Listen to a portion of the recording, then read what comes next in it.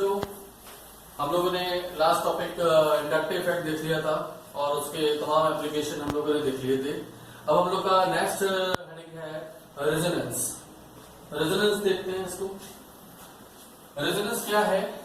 जैसे कि हम लोगों ने पहले भी देखा था कि ओजोन मॉलिक्यूल का एक एग्जांपल हम लोगों ने सॉल्व किया था, जिसका स्ट्रक्चर कुछ इस तरीके से होता है कि O डबल बॉन्ड हो, जिसपे इन दोनों ऑक्सीजन के पास दो दो लोन पेयर दिख रहे हैं। अब एक ऑक्सीजन और आया, वो भी कहा कि भाई मेरे से बॉन्ड बना लो, लेकिन इसने कहा कि मैं तो सेकंड ग्रेड का एलिमेंट हूँ, मेरे तो ऑक्टेट कंप्लीट है, 2 2 4 2 6 2 8, 2 2 4 2 6 2 8, इन दोनों का ऑक्टेट कंप्लीट है। तो अब एक्स्ट्रा जो ऑक्सीजन आया वो कहाँ जुड़ेगा, इसकी प्रॉब्लम थी। तो इसलिए इसके थ्रू इलेक्ट्रॉन जो शेयर नहीं किया गया, तो इसने कहा कि भाई मैं तुम्हें ये इलेक्ट्रॉन उठा के दे रहा हूँ, एक क्वाड्रेट बॉन्ड बनाते हैं, तुम्हारे वाले जो इलेक्ट्रॉन है वो तुम अपने पास रखो। तो 6 इलेक्ट्रॉन जो थे इसके इसी के पास है, और इस ऑक्सीजन ने अपना एक लोन पेयर उठा के दिया है इसको। तो हम लोग देख सकते हैं कि सर इसका स्ट्रक्चर कैसा दिखेगा। तो इसको हम लोग जरूरी नहीं कि क्वाड्रेट बॉन्ड को इस तरीके से एरो से शो करें, हम लोग इसको नॉर्मल कोवलेंट बॉन्ड की तरह भी बना सकते हैं। ठीक है, नॉर्मल कोवलेंट बॉन्ड की तरह बनाएंगे। यहाँ पर हम लोग एक इसके ऊपर नेगेटिव चार्ज दे देते हैं और इसके ऊपर एक पॉजिटिव चार्ज दे देते हैं। क्वाड्रेट बॉन्ड को हम लोग इस तरीके से रिप्लेस कर सकते हैं कि जो एटम इलेक्ट्रॉन गेन किया है उसके ऊपर नेगेटिव, जिसने लॉस किया है उसके ऊपर पॉजिटिव चार्ज आ जाए। ठीक है, तो यहाँ पर हम देख रहे हैं कि कुछ इस तरीके से हो गया। अब हम देखते हैं कि सर जो ये वाला ऑक्सीजन है जिसके पास 3 लोन पेयर है, इसके पास 1 लोन पेयर है और उसके पास 2 लोन पेयर है। तो यहाँ पर हम लोग oxygen oxygen bond length single bond पा रहे हैं, जबकि यहाँ पे oxygen oxygen bond length double bond पा रहे हैं। तो हम देखते हैं कि सर ये वाला जो ऑक्सीजन ऑक्सीजन सिंगल बॉन्ड है उसकी न्यूमेरिकल वैल्यू या डबल बॉन्ड की जो न्यूमेरिकल वैल्यू है वो उसके एक्सपेरिमेंटल डेटा से फिट नहीं बैठती है। ऐसा क्यों हो जाता है? क्योंकि सर ये वाला जो लोन पेयर है, इनमें से कोई भी एक लोन पेयर उठा करके ये अपना इधर शिफ्ट करता है और ये अपना पाई बॉन्ड इधर शिफ्ट करता है। तो क्या रिजल्ट हो गया कि इधर आ गया डबल बॉन्ड, इधर हो गया 2 लोन पेयर, इधर हो गया सिंगल बॉन्ड, जबकि इसके पास हो गए 3 लोन पेयर। तो यहाँ नेगेटिव और यहाँ पॉजिटिव। ठीक, ये स्ट्रक्चर बना। और फिर उसके बाद वापस अगर हम इसको भेजें कि ये बॉन्ड यहाँ गया और ये बॉन्ड यहाँ गया, तो ये वापस इसमें आ जाएगा। तो हमने देखा कि सर ये एक्चुअली ये ऑक्सीजन जो है इन दोनों ऑक्सीजन के साथ जो है वो पार्शियल बॉन्ड बना करके रखता है। एक लोन पेयर यहाँ पे, 2 लोन पेयर इन दोनों पे। ऐसा कुछ हमारा दिखता है जिसको हम लोग बोलते हैं रेजोनेटिंग स्ट्रक्चर। ओजोन के केस में ये हम लोग पहले पढ़ के आ रहे हैं। इन दोनों को हम लोग बोलते हैं, सॉरी, ये है रियल हाइब्रिड, रियल हाइब्रिड, और इसको हम लोग नाम देते हैं रेजोनेटिंग स्ट्रक्चर का, जिसको हम लोग कैनोनिकल और कंट्रीब्यूटिंग स्ट्रक्चर भी कहते हैं। ठीक, कैनोनिकल स्ट्रक्चर या फिर कंट्रीब्यूटिंग स्ट्रक्चर इनको बोला जाता है। उसी तरीके से अगर हम लोग दूसरे एग्जांपल लेते हैं, जैसे बेंजीन का केस, तो बेंजीन का जो स्ट्रक्चर केकुलियस साहब ने दिया था उसमें ये बताया गया था कि सर 6 कार्बन एक रिंग में अटैच है, रिंग के फॉर्म में, और 3 पाई बॉन्ड उसके अंदर है। तो इसमें भी अगर हम लोग यहाँ पे देखते हैं कि सर ये स्ट्रक्चर जो है इंडिविजुअली अकेला नहीं रहता है, बल्कि इसमें हम लोग इलेक्ट्रॉनों का शिफ्ट करते हैं। इस पाई बॉन्ड को यहाँ भेजेंगे, इस पाई बॉन्ड को यहाँ, और इस पाई बॉन्ड को यहाँ पे। तो क्या रिजल्ट हो जाएगा कि यहाँ पाई बॉन्ड आ गया, यहाँ पाई बॉन्ड आ गया, यहाँ पाई बॉन्ड आ गया, और फिर से जब इनको शिफ्ट किया गया वापस, तो ये वापस इसी में कन्वर्ट हो गया। तो यहाँ पर हम लोग देखते हैं कि सर ये स्ट्रक्चर कैसा दिखेगा। तो इस वाले स्ट्रक्चर को उठा के इसके ऊपर रख दो, तो क्या होगा, इसके 3 पाई बॉन्ड अपने वाले और इसके 3 पाई बॉन्ड अपने वाले, ये सब जुड़ जाएंगे तो सर्कल कितना एक दिख रहा होगा। हम लोग इसको सर्कल बना देते हैं। तो ये हमारा रियल हाइब्रिड हो गया, और ये दोनों स्ट्रक्चर जो हो गए वो हमारे कैनोनिकल या फिर कंट्रीब्यूटिंग स्ट्रक्चर हो गया।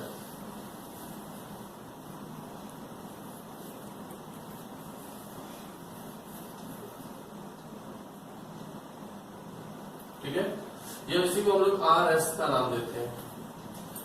तो यहाँ पर हम लोग देखते हैं कि सर जो बेंजीन के केस में कार्बन कार्बन सिंगल बॉन्ड के बारे में हम लोगों ने सोचा था कि ये बॉन्ड सिंगल बॉन्ड है, इसकी बॉन्ड लेंथ अगर हम लोग निकालते हैं तो ये बॉन्ड लेंथ जो एक्सपेरिमेंटल डेटा से हम लोग पाए कि CC बॉन्ड सिंगल बॉन्ड कितना होता है, कहीं भी CC सिंगल बॉन्ड होगा, अगर परमानेंटली सिंगल बॉन्ड है तो उसकी बॉन्ड लेंथ इतनी होगी। अगर हमारा कार्बन कार्बन डबल बॉन्ड है तो उसकी बॉन्ड लेंथ हम लोग पाते हैं इतना आता है। लेकिन बेंजीन के केस में जो हमने कार्बन कार्बन बॉन्ड लेंथ पाया वो सारी कार्बन कार्बन बॉन्ड लेंथ बराबर थी, जो कि इन दोनों के बीच की थी, जो कि इन दोनों के बीच की थी। साथ ही साथ इसका जो बॉन्ड ऑर्डर निकाला गया तो वो बॉन्ड ऑर्डर आया 1.5 का, जो कि ये बताता है कि सर ये बॉन्ड ना तो हमारा परमानेंटली डबल है ना तो परमानेंटली सिंगल है, क्योंकि बॉन्ड ऑर्डर 1 आता है तो उसका मतलब होता है सिंगल बॉन्ड, बॉन्ड ऑर्डर 2 आता है तो उसका मतलब होता है डबल बॉन्ड। तो यहाँ तो ना तो यहाँ पे परमानेंटली सिंगल बॉन्ड है ना तो परमानेंटली डबल बॉन्ड है, यहाँ कुछ 1.5 टाइप के बॉन्ड है, दैट इज वो ना तो डबल बॉन्ड है ना तो सिंगल बॉन्ड है, वो घूम रहा है। तो इस तरीके के बॉन्डों के बारे में यहाँ पे बात की गई। तो इसको हम लोगों ने रियल हाइब्रिड बोला है और इनको हम लोगों ने रिजोनेटिंग स्ट्रक्चर्स बोले हैं। रियल हाइब्रिड का खुद का एक्सिस्टेंस कुछ भी नहीं है। इसका क्या मतलब है कहने का कि रियल हाइब्रिड को हम लोग शो करते हैं केवल जैसे बेंजीन कहीं लिखा हुआ है तो बेंजीन ने लिख करके हमने उसको इस फॉर्म में लिख दिया, तो ये हमारा इसका काम बस खाली इतना ही है। जो भी हम लोग को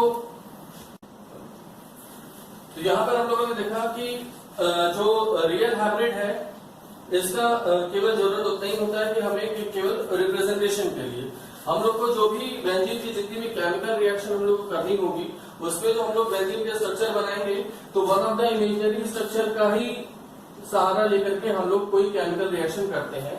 ये वाला जो बेंजीन का स्ट्रक्चर है इसको यूज करके हम लोग कोई भी बेंजीन की केमिकल रिएक्शन शो नहीं कर सकते, क्योंकि यहाँ पर हमारा जो बॉन्ड है वो घूम रहा है और घूमते फिरते बॉन्ड की हमारे पास कोई मैकेनिज्म नहीं है। हमारे पास जो भी मैकेनिज्म है वो स्टैटिक बॉन्ड की मैकेनिज्म है, क्योंकि इस स्टैटिक बॉन्ड को तोड़ करके हम पॉजिटिव नेगेटिव चार्ज ले आ सकते हैं। वो positive negative charge concern electrophile या न्यूक्लियोफाइल के साथ रिएक्शन करके फाइनल प्रोडक्ट बना रहा होगा।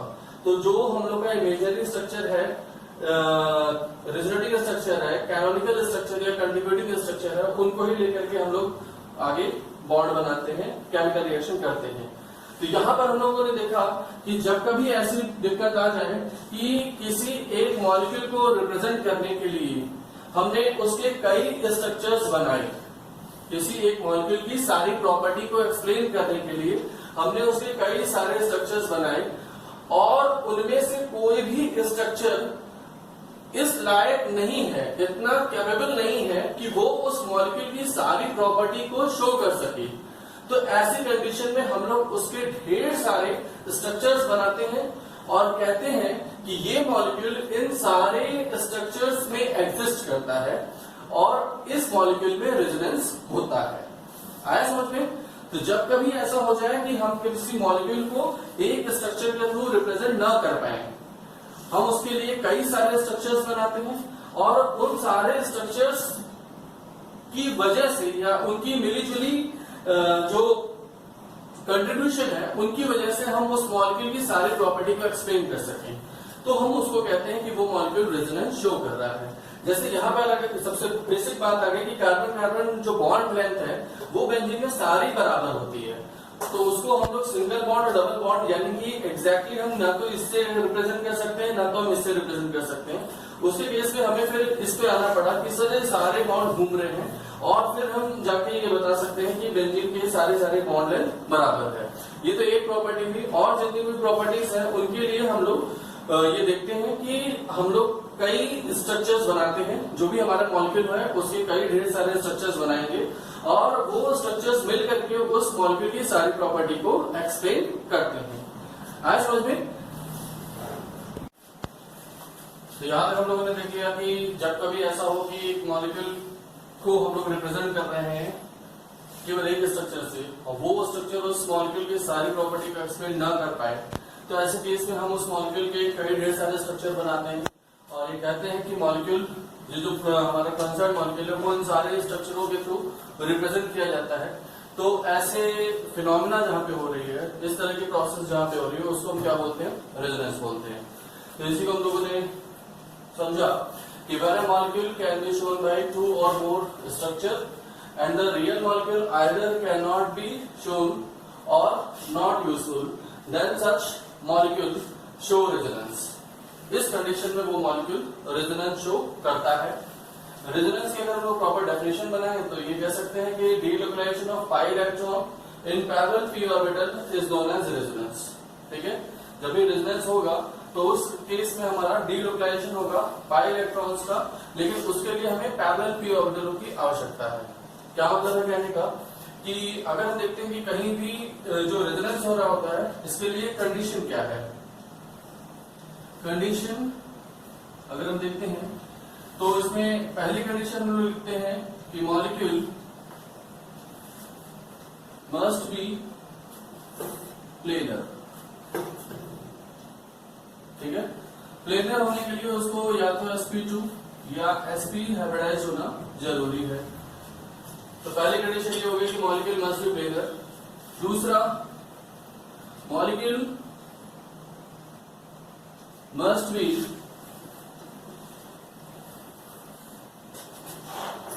entirely conjugated। ठीक है, मॉलिक्यूल पूरी तरीके से कंजुगेशन में होना चाहिए। तीसरी कंडीशन अगर हम देखें कि कंडीशन फॉर कंजुगेशन क्या है, वो अभी हम लोग आगे देखेंगे। न्यूक्लियस मतलब शिफ्ट इज नॉट अलाउड, मतलब ये कह सकते हैं कि atoms should not change their position। Atom की पोजीशन चेंज होनी नहीं चाहिए, ये सबसे जरूरी चीज है।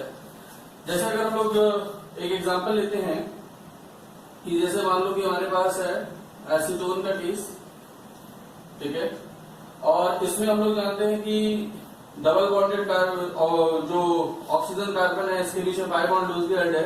अब इस ऑक्सीजन का मन किया कि भाई मुझे हाइड्रोजन शिफ्ट चाहिए, तो इस कार्बन से इस हाइड्रोजन को यहाँ शिफ्ट किया गया, तो इस कार्बन ने बदले में कहा कि भाई मुझे क्या मिलेगा, तो इस पाई बॉन्ड को उठा के यहाँ दे दिए। तो अगर हमने कुछ ऐसा किया तो क्या हो गया बेटा, CH2 डबल बॉन्ड C के साथ OH और यहाँ CH3, ये केस हुआ। तो यहाँ पर हम देख रहे हैं कि ये H जो है वो कार्बन से शिफ्ट हो गया ऑक्सीजन के पास। तो यहाँ पर हम इसको रेजोनेंस बोलेंगे नहीं बोले, तो इसको हम लोग रेजोनेंस नहीं बोलेंगे, इसको हम लोग रेजोनेंस नहीं कहेंगे। हालांकि जो पहली की कंडीशन है कि मॉलिक्यूल मस्ट बी प्लेनर, तो उसके लिए sp2 हाइब्रिडाइज होना चाहिए, तो ये sp3 है, यहाँ से भी गलत हो रहा है। लेकिन अगर हम देखें कि सर इस तरीके से जो ऑटोमेटिज्म हम लोग पढ़ते हैं, ये हमारा कीटो ग्रुप कहलाता है और ये क्या कहलाता है, डबल बॉन्ड के लिए E N और OH के लिए ऑल, तो इसको हम लोग किनॉल बुलाते हैं इन शॉर्ट। तो ये जो कीटो नॉन चेंज है इसको हम लोग टॉटोमेरिज्म का नाम देते हैं, लेकिन यहाँ रेजोनेंस इसको नहीं बोलेंगे क्योंकि हमारा जो एटम है वो शिफ्ट होता हुआ दिखाई दे रहा है। ऐसा ही एक केस sp3 के लिए भी हम लोग का क्वेश्चन काफी पूछता है sp4 में, कि जैसे अगर हमारे पास P के साथ डबल बॉन्ड O है, यहाँ OH है और यहाँ OH है, ठीक है। तो अगर हमने इसको शिफ्ट कराया कुछ ऐसे कि ये H उठा के हमने यहाँ कर दिया और यहाँ डबल बॉन्ड O बना दिया, यहाँ OH कर दिए और यहाँ OH कर दिए, और इसको कह रहे हैं कि ये रेजोनेंस है, तो ये भी रेजोनेंस नहीं है क्योंकि सर हमारा जो हाइड्रोजन एटम है वो शिफ्ट होता हुआ दिखाई दे रहा है। तो ये कुछ क्वेश्चन यहाँ हम लोग इस तरह बना सकते हैं। एक क्वेश्चन और मैं करवाता हूँ, जैसे मान लो कि हमारे पास बेंजीन के स्ट्रक्चर है और इन स्ट्रक्चर्स में हमने नंबरिंग कर दी 1 2 3 4 5 6 1 2 3 4 5 6 और एक बेंजीन हमने और बनाई जिसमें पाई बॉन्ड की पोजीशन 1 2 3 4 5 6, इन दोनों में रेजोनेंस है, इन दोनों में रेजोनेंस दिखाया गया है, इन दोनों में रेजोनेंस दिखाया गया है। इसको हमने नाम दे दिया स्ट्रक्चर ए, इसको नाम दे दिया स्ट्रक्चर बी और इसको नाम दे दिया स्ट्रक्चर सी। आपसे पूछा गया कि इनमें से कौन कौन से स्ट्रक्चर रेजोनेंस में है। पहला ऑप्शन है कि A and B are in resonance, दूसरा option B and C are in resonance, तीसरा option A and C are in resonance, चौथा ऑप्शन ऑल ऑफ दिस, कि तीनों ही रेजोनेंस में है। तो अब इस क्वेश्चन में हम लोग फंस सकते हैं। हमें दिख रहा है कि सर ये 1 2 के बीच में पाई बॉन्ड है और यहाँ 1 2 के बीच में पाई बॉन्ड नहीं है, ठीक है। तो हमें लग रहा है कि सर ये दोनों रेजोनेंस में है, लेकिन हमने कहा कि सर एटम की शिफ्ट नहीं होनी चाहिए। यहाँ पे जो नंबरिंग करके दिखाई गई है वो नंबरिंग यहाँ पे वैसी रखी गई है, जबकि यहाँ पे नंबरिंग क्या कर दी गई है, चेंज कर दी गई है। इसका मतलब है कि यहाँ 2 3 जो है वो 5 6 के साथ अपनी पोजीशन एक्सचेंज करता हुआ दिखाई दे रहा है यहाँ पे। हालांकि यहाँ पे 1 2 के बीच में डबल बॉन्ड है, यहाँ पे भी 1 2 के बीच में डबल बॉन्ड है, लेकिन एटम की पोजीशन चेंज करके दिखाई गई है, तो ये हम लोग का रेजोनेंस में नहीं होगा। तो सी वाला जो है ऑप्शन कैंसिल हो जाएगा। ए और बी में एटम अपनी जगह पे है, केवल पाई बॉन्ड का डीलोकेशन दिखाया गया है, तो इसमें ए और बी रेजोनेंस में है, सी गेम से बाहर है, सी रेजोनेंस नहीं शो कर रहा है। तो ये चीज हम लोग को ध्यान रखनी है कि एटम्स अपनी पोजीशन चेंज नहीं करने चाहिए।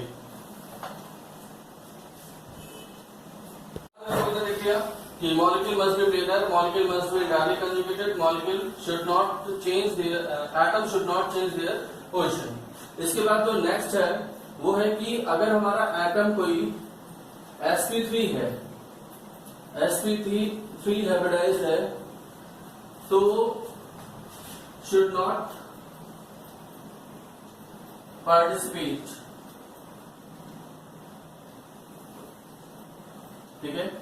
अगर कोई sp3 एटम है तो वो हमारा रेजोनेंस में पार्टिसिपेट नहीं करेगा। ये चीज पहले लिख दिया कि वो अगर sp2 या sp हाइब्रिडाइज्ड होना चाहिए।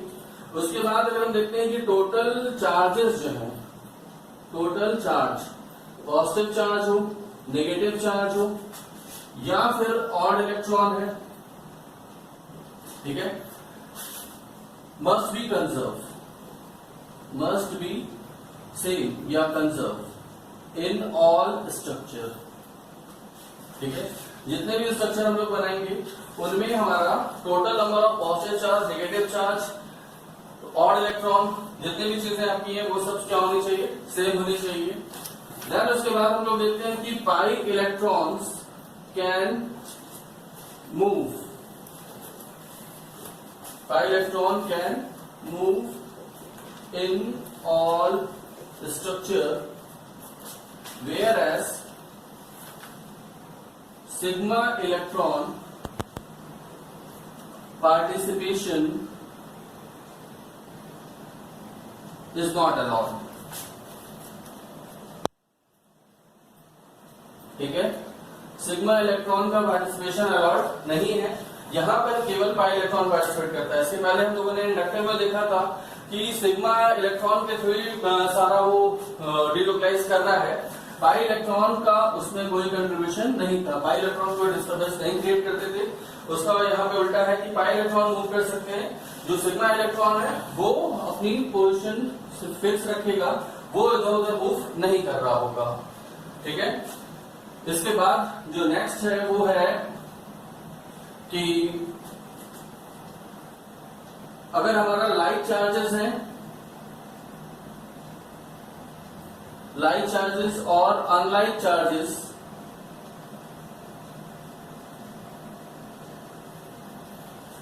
एडजेसेंट पोजीशन पे होंगे,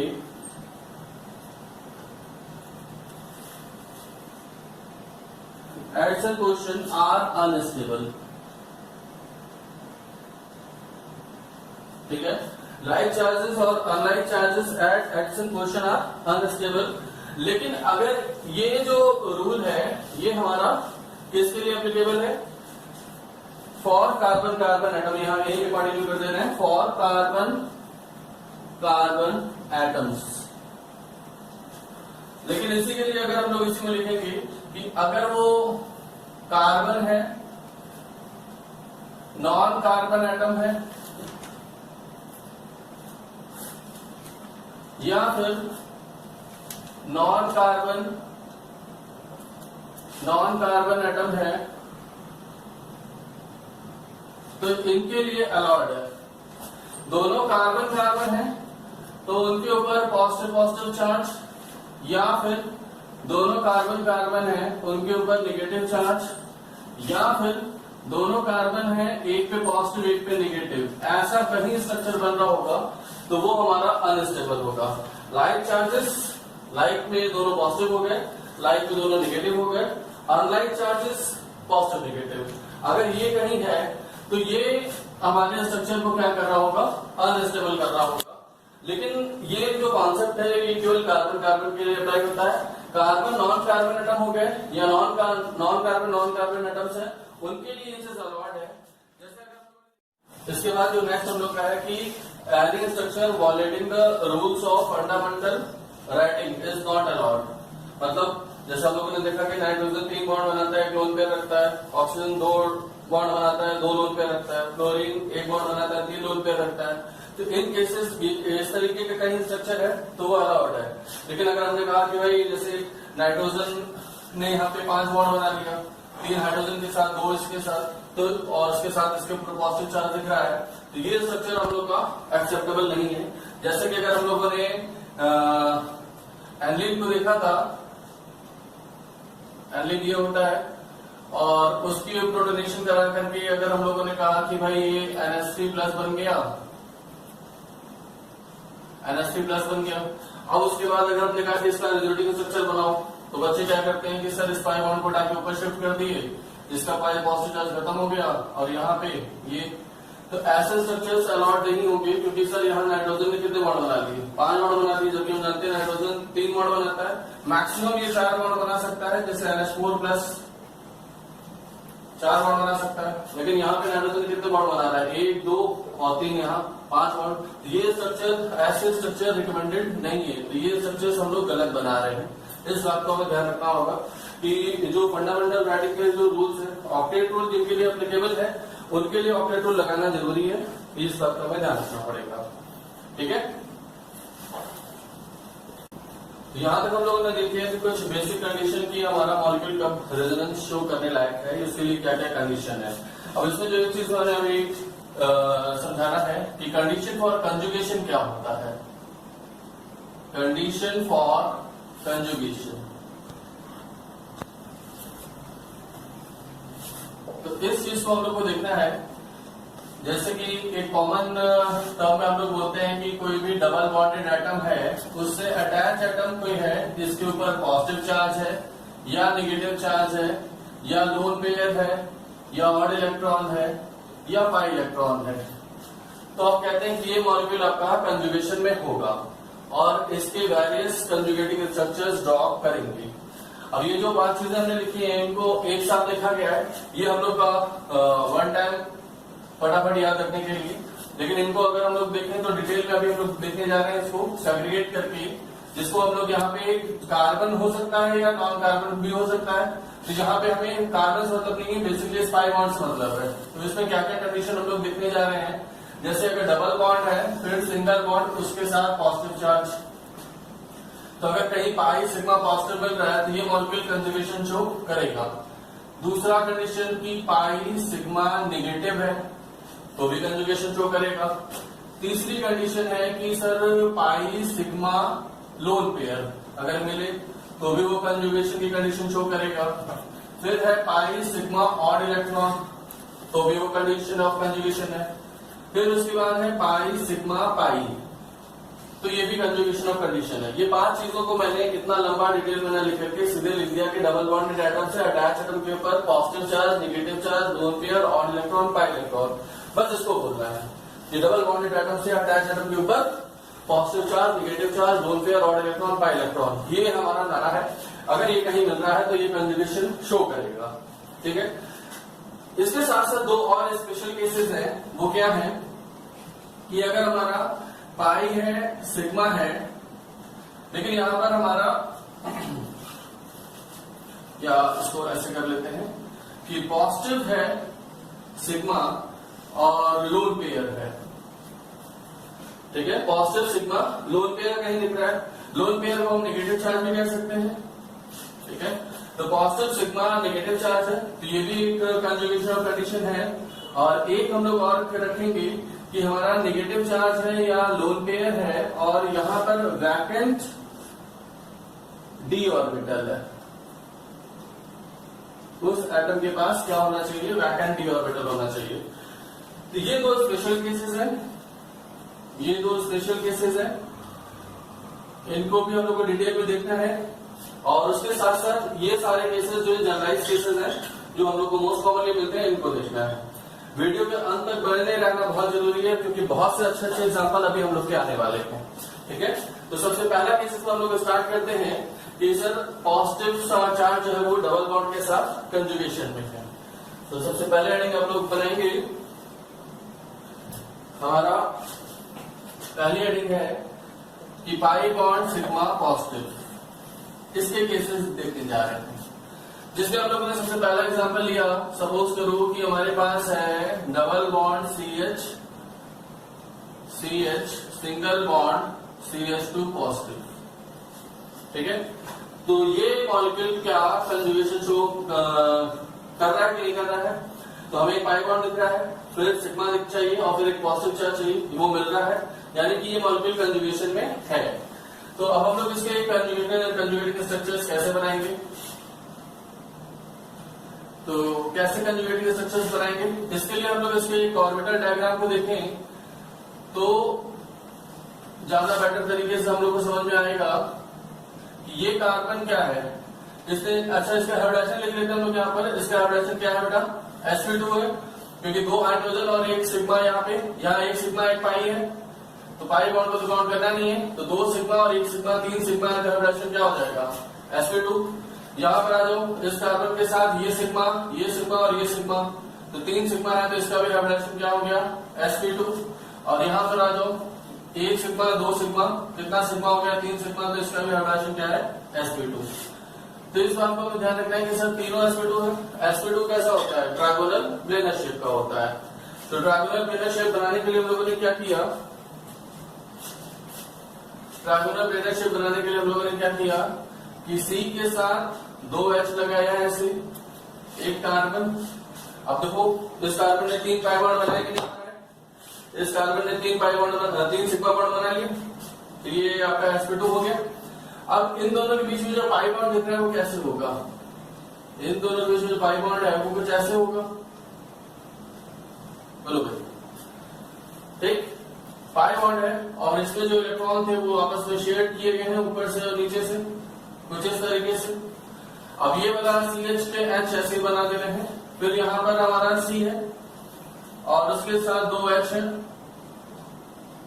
ठीक है, लेकिन सर यहाँ पर जो देख रहे हैं कि इसके साथ ये sp2 हो गया, लेकिन एक इसका जो ऑर्बिटल है वो p ऑर्बिटल खाली पड़ा हुआ है और वो इस प्लेन के परपेंडिकुलर है, क्योंकि हम जानते हैं कि ये जो p ऑर्बिटल है और ये जो sp2 ऑर्बिटल है ये दोनों एक प्लेन में नहीं हो सकते, इन दोनों का प्लेन आपस में क्या होगा, परपेंडिकुलर होगा। तो ये कुछ इस तरीके से है और यहाँ पर एक पॉजिटिव चार्ज बना दे रहे हैं, दैट इज ये बता रहा है कि यहाँ पर इलेक्ट्रॉन खाली है। तो अब ये मॉलिक्यूल क्या करता है कि अपने इलेक्ट्रॉन को उठा करके यहाँ शिफ्ट कर देगा, तो क्या रिजल्ट हो जाएगा, C दो H यहाँ पर, एक H इसके पास, दो H यहाँ पर।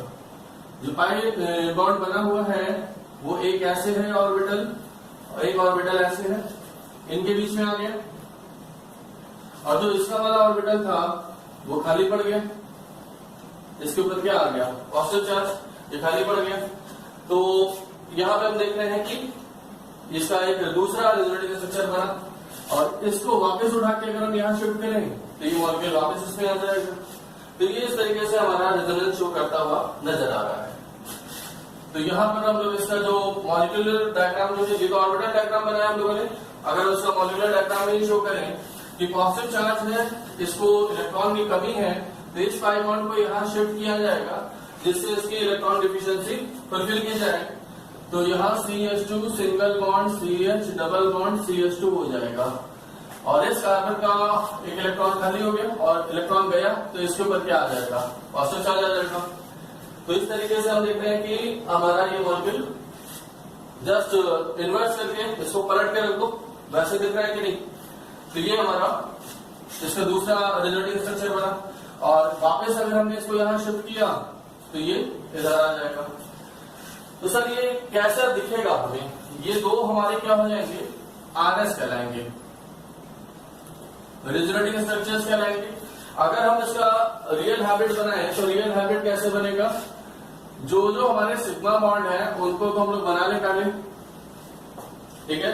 कहाँ सिग्मा बॉन्ड था भाई, ये सिग्मा बॉन्ड और ये सिग्मा बॉन्ड परमानेंटली है वो बना लो, और जो पॉजिटिव चार्ज है वो इस कार्बन पे भी आ रहा है और इस कार्बन पे भी आ रहा है, दोनों टर्मिनल वाले कार्बन पे आ रहा है। तो यहाँ पे हम लोग पार्शियल पॉजिटिव इस पे दिखाएंगे, पार्शियल पॉजिटिव इस पे दिखाएंगे, और पाई बॉन्ड जो है वो डीलोकलाइज कर रहा है, तो डीलोकलाइज जहां जहां कर रहा है, जितने कार्बन को इसमें डीलोकलाइज कर रहा है वो पूरा दिखाया जाएगा।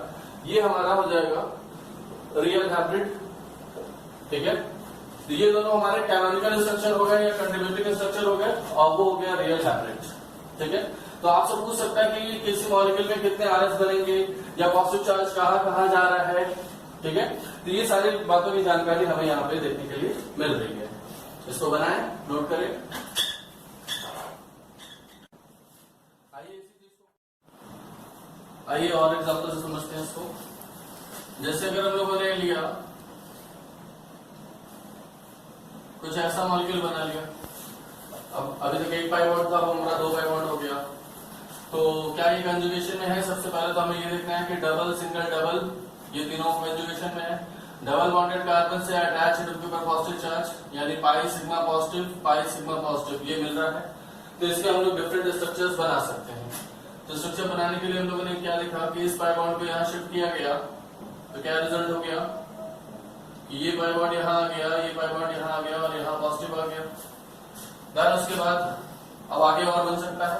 देखो ये बात ध्यान रखना कि पाई बॉन्ड किधर बनेगा, पॉजिटिव चार्ज किधर आएगा।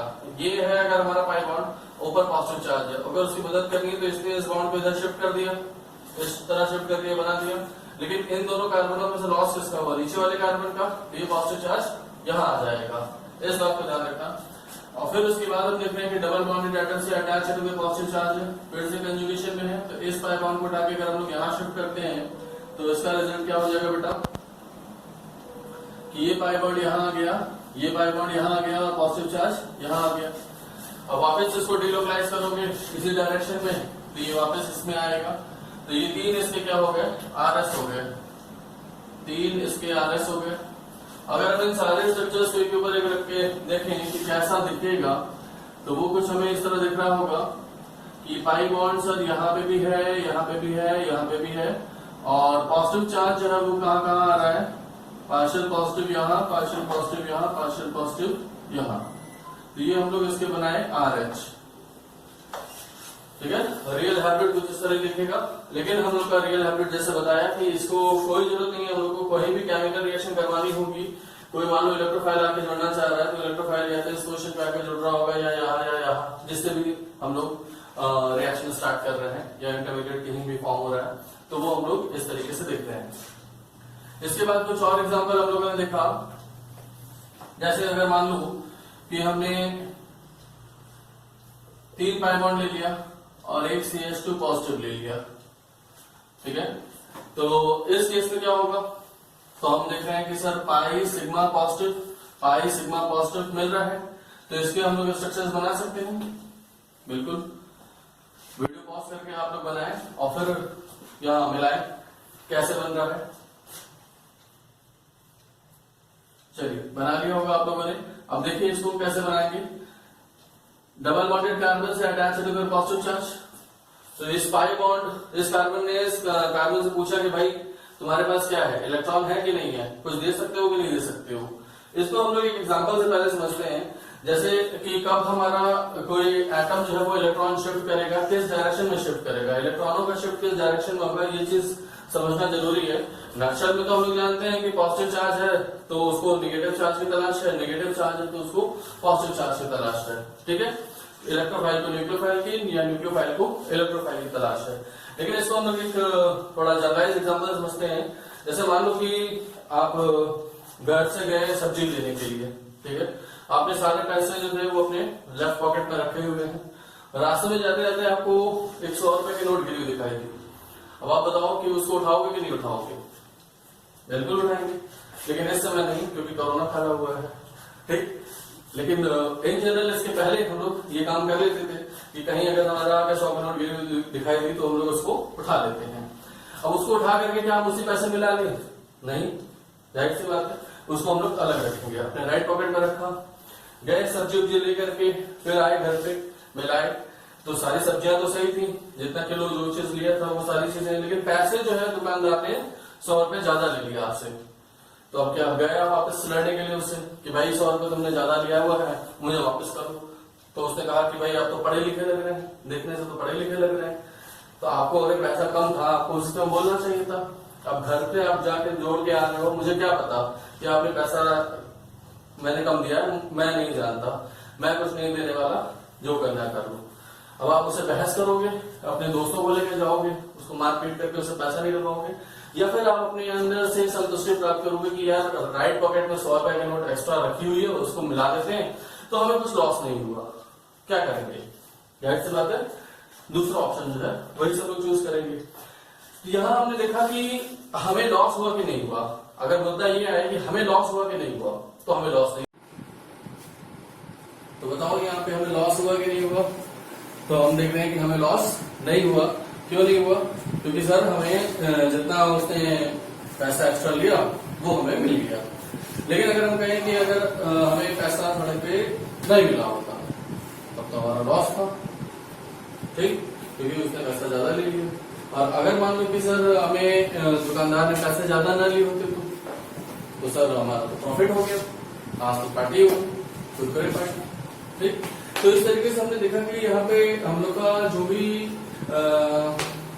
क्राइटेरिया है वो क्या है कि पैसा, खुद का पैसा लॉस हुआ तो दुख हो रहा है, और खुद का पैसा लॉस नहीं हुआ तो दुख नहीं हो रहा है, ठीक है। उस चीज को हम लोग यहाँ पे दुख मतलब है, यहाँ पे हम लोग का साइन है पॉजिटिव और सुख का साइन है नेगेटिव, ठीक है। इसको हम लोग इस तरीके से याद रख सकते हैं। तो कि दुख का साइन है क्या? पॉजिटिव, और सुख का साइन क्या है? नेगेटिव। तो अगर हमने देखा इस एग्जाम्पल में फिर से देख लेते हैं कि डबल बॉन्डेड कार्बन ने इस कार्बन से बात की कि भाई तुम्हारे पास कुछ है, तो इसने कहा कि दुख है। दुख है मतलब पॉजिटिव चार्ज है। तो क्या दुख दिया जाता है? दुख बांटा जाता है। दुख दिया जाता है या बांटा जाता है? तो दुख बांटा जाता है। इस पॉजिटिव चार्ज, इस डबल बॉन्डेड कार्बन ने इसको कहा कि तुम्हें अगर पाई इलेक्ट्रॉन की कमी है, तुम्हारे पास इलेक्ट्रॉन कम है, तो ये लो, इसको उठा के मैं देता हूँ तुम्हें। इसने दे दिया इसको उठा करके, तो इसका दुख जो है वो बढ़ गया, वो यहाँ आ गया, ठीक। और अगर हमारा देख रहे हैं कि ये वाला पाई बॉन्ड जो है वो हमारे डबल बॉन्ड को अगर अपना पाई इलेक्ट्रॉन उठा के देता है, तो ये दुख यहाँ आ गया। तो दुख जो है जो कि एक कार्बन पे था वो 3 कार्बनों में डिस्ट्रीब्यूट हो गया, और रेजोनेंस हाइब्रिड तो हमें साफ बता रहा है कि वही जो पॉजिटिव चार्ज था वो 3 कार्बनों के हेड पे इक्वल डिस्ट्रीब्यूट हो गया, ठीक। उसी तरीके से यहाँ पे हम देख रहे हैं कि हमारा डबल बॉन्डेड कार्बन से अटैच कार्बन के ऊपर पॉजिटिव चार्ज है, ठीक। तो ये क्या कंजुगेशन में है कि नहीं है? तो है कंजुगेशन में। तो इसको हम लोग क्या करेंगे, इस पाई बॉन्ड को यहां भेजेंगे, तो क्या रिजल्ट हो जाएगा कि 2 पाई बॉन्ड यहां आ गया डबल बॉन्ड CH2, और चूंकि इस कार्बन का लॉस हुआ तो इसमें क्या आ जाएगा? Positive charge. बोलो भाई, यहां किसी को दिक्कत है? डबल बॉन्डेड कार्बन से अटैच एटम के ऊपर पॉजिटिव चार्ज। अब इस पाई बॉन्ड को उठा के अगर हमने इस कार्बन के, इन दोनों कार्बन के बीच में शिफ्ट किया तो इसका पॉजिटिव चार्ज तो खत्म, लेकिन सर इसका उठा के ऐसे शिफ्ट किया तो इसका लॉस हुआ कि नहीं हुआ? तो इसको हम क्या दे देंगे? पॉजिटिव चार्ज दे देंगे।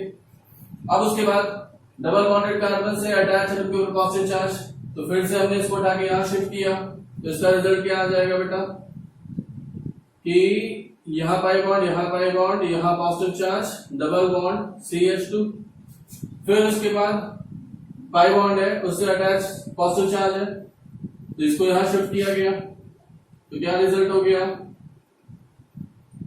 ये पाई बॉन्ड यहाँ positive charge, double bond CH2। फिर उसके बाद हम देख रहे हैं कि पाई सिग्मा पॉजिटिव, तो इस पाई बॉन्ड को फिर से यहाँ शिफ्ट कर दिया गया, तो क्या रिजल्ट हो गया? CH2, और इसके ऊपर क्या आ गया? Positive charge. तो हम अगर आपसे पूछे कि कितने रेजोनेटिंग स्ट्रक्चर बने, तो 5 RS बने, इसके 5 RS बने या 4 RS बने? कुछ लोगों को इसमें भी कंफ्यूजन रहता है कि सर पहला वाला लास्ट वाला तो सेम हो गया, तो वहां हमें 4 ही RS बनना चाहिए, 5 RS क्यों बना रहे हैं? तो हम देख रहे हैं कि पॉजिटिव चार्ज अपनी जगह पर पहुंच गया, लेकिन आप देखें कि ये पाई बॉन्ड का अरेंजमेंट और ये पाई बॉन्ड का अरेंजमेंट सेम है या डिफरेंट है? डिफरेंट है। तो इनको दो अलग अलग हम लोग काउंट करेंगे। अगर ऐसा नहीं होता तो बेंजीन का तो रिजिडिटी का स्ट्रक्चर ही नहीं बनेगा, क्योंकि उसमें यही चीज, तो अगर आप ऊपर से CH2 पॉजिटिव हटा दो तो आपको पहला वाला लास्ट वाला बेंजीन तो दिख रहा है 2 RS। इस बात का ध्यान रखना। सर इसके RS कैसे, ये आ गए आपके RS 5 RS। अब इन पांचों को अगर हम लोग मिलाकर के इसका रेजोनेंस हाइब्रिड बनाएं तो वो कैसा दिखेगा भाई? तो वो कैसा दिखेगा, उसके लिए हमने जितने सिग्मा थे वो सारे बना लिए, इतने सिग्मा है। अब पॉजिटिव चार्ज जो पाई बॉन्ड है वो कहां कहां डिलोकलाइज करता हुआ गया, देखो भाई सभी कार्बन एटम पे घूम रहा है कि नहीं घूम रहा है? तो हमने देखा कि सभी कार्बन एटम पे घूम रहा है। सर पॉजिटिव चार्ज कहां पे आया? सबसे ऊपर वाले पे, तो डेल्टा पॉजिटिव यहां बनाया, फिर यहां बनाया, फिर यहां आया है और फिर यहां आया है। तो इतनी जगह घूमता हुआ है, ये इसका RH हो जाएगा। ठीक है, तो ये हमारा एक अनदर एग्जांपल हो गया, नोट करें इसको।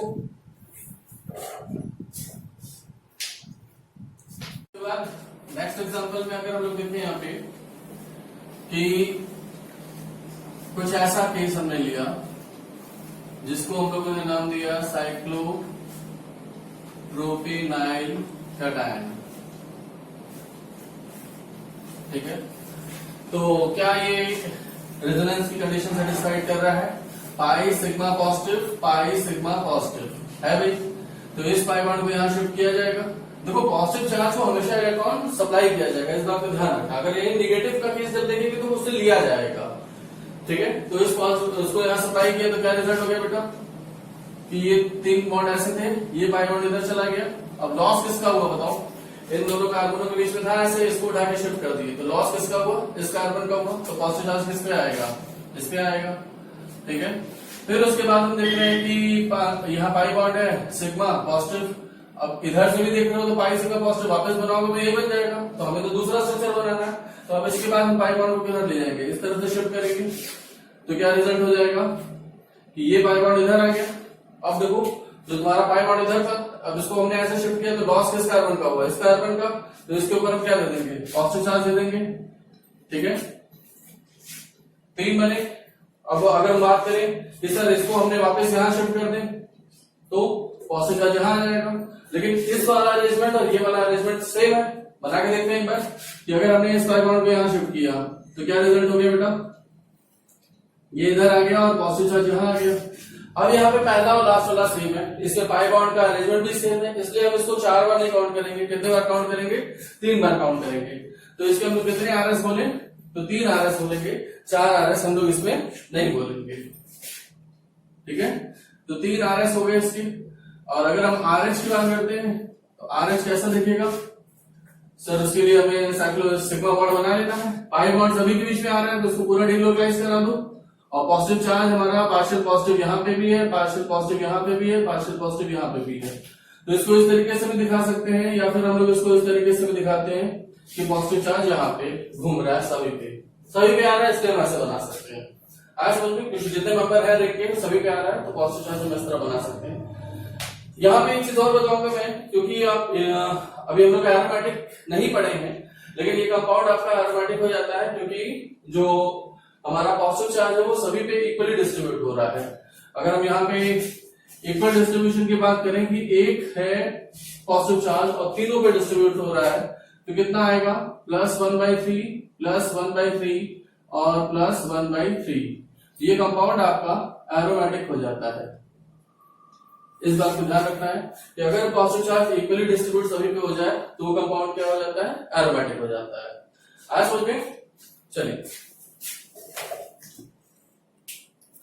नेक्स्ट केस हम लोग का एक और देखने जा रहे हैं, जिसपे कार्बनों की संख्या मैंने और बढ़ा दी। 3 पाई बॉन्ड है और ये पॉजिटिव चार्ज है, जिसको हमने ट्राइफोलियम नाम दिया है।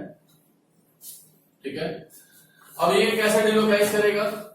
तो पाई सिग्मा पॉजिटिव है, तो इसको अगर हमने डिलोकलाइज करके यहां ले आए, देखो बेटा ये जितने एग्जांपल बता रहे थे ये सारे एग्जांपल आपको तैयार रखने जरूरी है। हर एग्जांपल से गुजरे रहोगे तो उसका फायदा क्या है?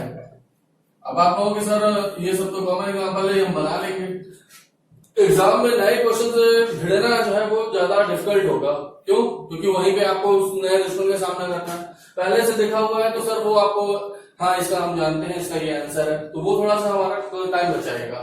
इसलिए हमें सारे एग्जाम्पल्स तैयार करना जरूरी है, और केवल देखना नहीं है, इसको कॉपी पेन लेके बैठो और ड्रॉ करो। मेरे जब पॉज करो वीडियो को और उसको ड्रॉ करो कॉपी पे। तो यहां से हमने देखा कि पॉजिटिव चार्ज इस कार्बन में गया। अब यहाँ पे अगर उसको और आगे बढ़ाते हुए इस पॉजिटिव चार्ज को यहां शिफ्ट करें तो क्या रिजल्ट हो जाएगा बेटा?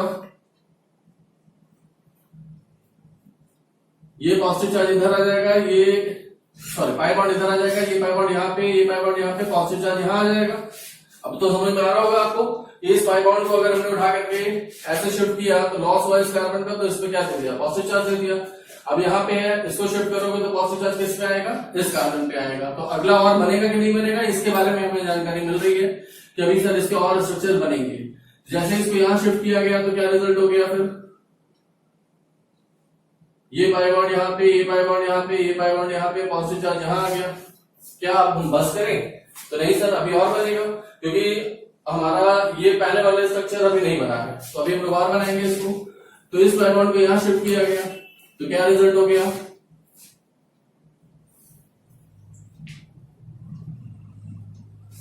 ये पाई बॉन्ड यहाँ पे, ये पाई बॉन्ड यहाँ पे, ये वाला पाई बॉन्ड इधर आ गया, पॉजिटिव चार्ज किस पे आ गया? इस पे आ गया। क्या सर अब हो गया? तो अभी भी नहीं, वो स्ट्रक्चर अभी नहीं बना है हमारा, यानी कि और स्ट्रक्चर अभी बन सकते हैं। कोई रिपीट नहीं हो रहा है, बीच में से देखें तो कोई रिपीट हो रहा है क्या? ऐसा दिख रहा है कि कोई रिपीट हो रहा है? नहीं। तो अभी इसके और स्ट्रक्चर्स बनाते जाना है हम लोग को। तो इसको हम लोग आगे शिफ्ट किया तो क्या रिजल्ट हो गया? फिर ये पाई बॉन्ड यहाँ, ये पाई बॉन्ड यहाँ, ये पाई बॉन्ड यहाँ, पॉजिटिव चार्ज यहाँ। बताइए, ये हो गया। अब उसके बाद अगर हम शिफ्ट करें तो, अब अगर हमने इसको यहाँ शिफ्ट किया, इस पाई बॉन्ड को यहाँ पे, तो क्या रिजल्ट हो जाएगा?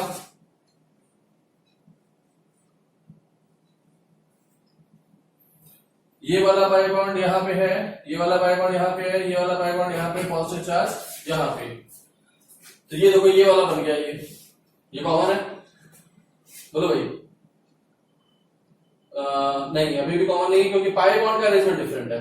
पाई बॉन्ड यहाँ पे इससे दूर है, और यहाँ पे ये वाले कार्बन पे पॉजिटिव चार्ज है, यहाँ ये वाले कार्बन पॉजिटिव चार्ज है। ठीक है।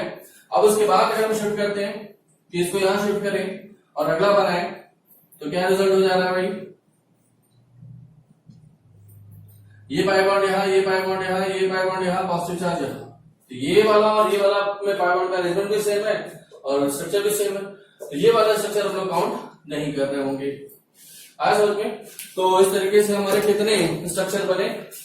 तो हम लोग काउंट कर रहे हैं 1 2 3 4 5 6 7 7 स्ट्रक्चर है सर। इसके 7 RS बोले जाएंगे। ठीक है। 7 RS में अगर हमने देखा कि कार्बन कितने हैं तो काउंट करो 1 2 3 4 5 6 7। कहीं से भी नंबरिंग कर लो, ऐसा कुछ नहीं है। 1 2 3 4 5 6 7। क्या 1 पे पॉजिटिव चार्ज है? क्या 2 पे पॉजिटिव चार्ज है? क्या 3 पे पॉजिटिव चार्ज है? ठीक। क्या 4 पे पॉजिटिव चार्ज है? क्या 5 पे पॉजिटिव चार्ज है? ये 5 है, 5 पे पॉजिटिव चार्ज। क्या 6 पे पॉजिटिव चार्ज है? क्या 7 पे पॉजिटिव चार्ज है? ठीक। यानी कि सारे कार्बनों के ऊपर पॉजिटिव चार्ज आ रहा है। तो जब हम इसके 7 RS के बाद RS बनाएंगे तो RS कैसा दिख रहा होगा? उस केस में हम लोग कुछ ऐसे करेंगे। ठीक है ना। और पॉजिटिव चार्ज ये सभी के बीच में पाई बॉन्ड डिलोकलाइज कर रहे हैं, तो एक सर्कल बना दिया। पॉजिटिव चार्ज बीच में भी दिखा सकते हैं, एक ही पॉजिटिव चार्ज है तो हम लोग इस तरह से भी शो कर सकते हैं। या फिर इसका दूसरा स्ट्रक्चर बनाया हम लोगों ने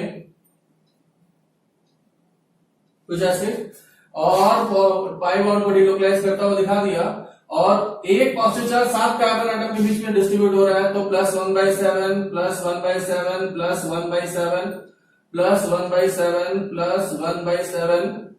+1/7 +1/7।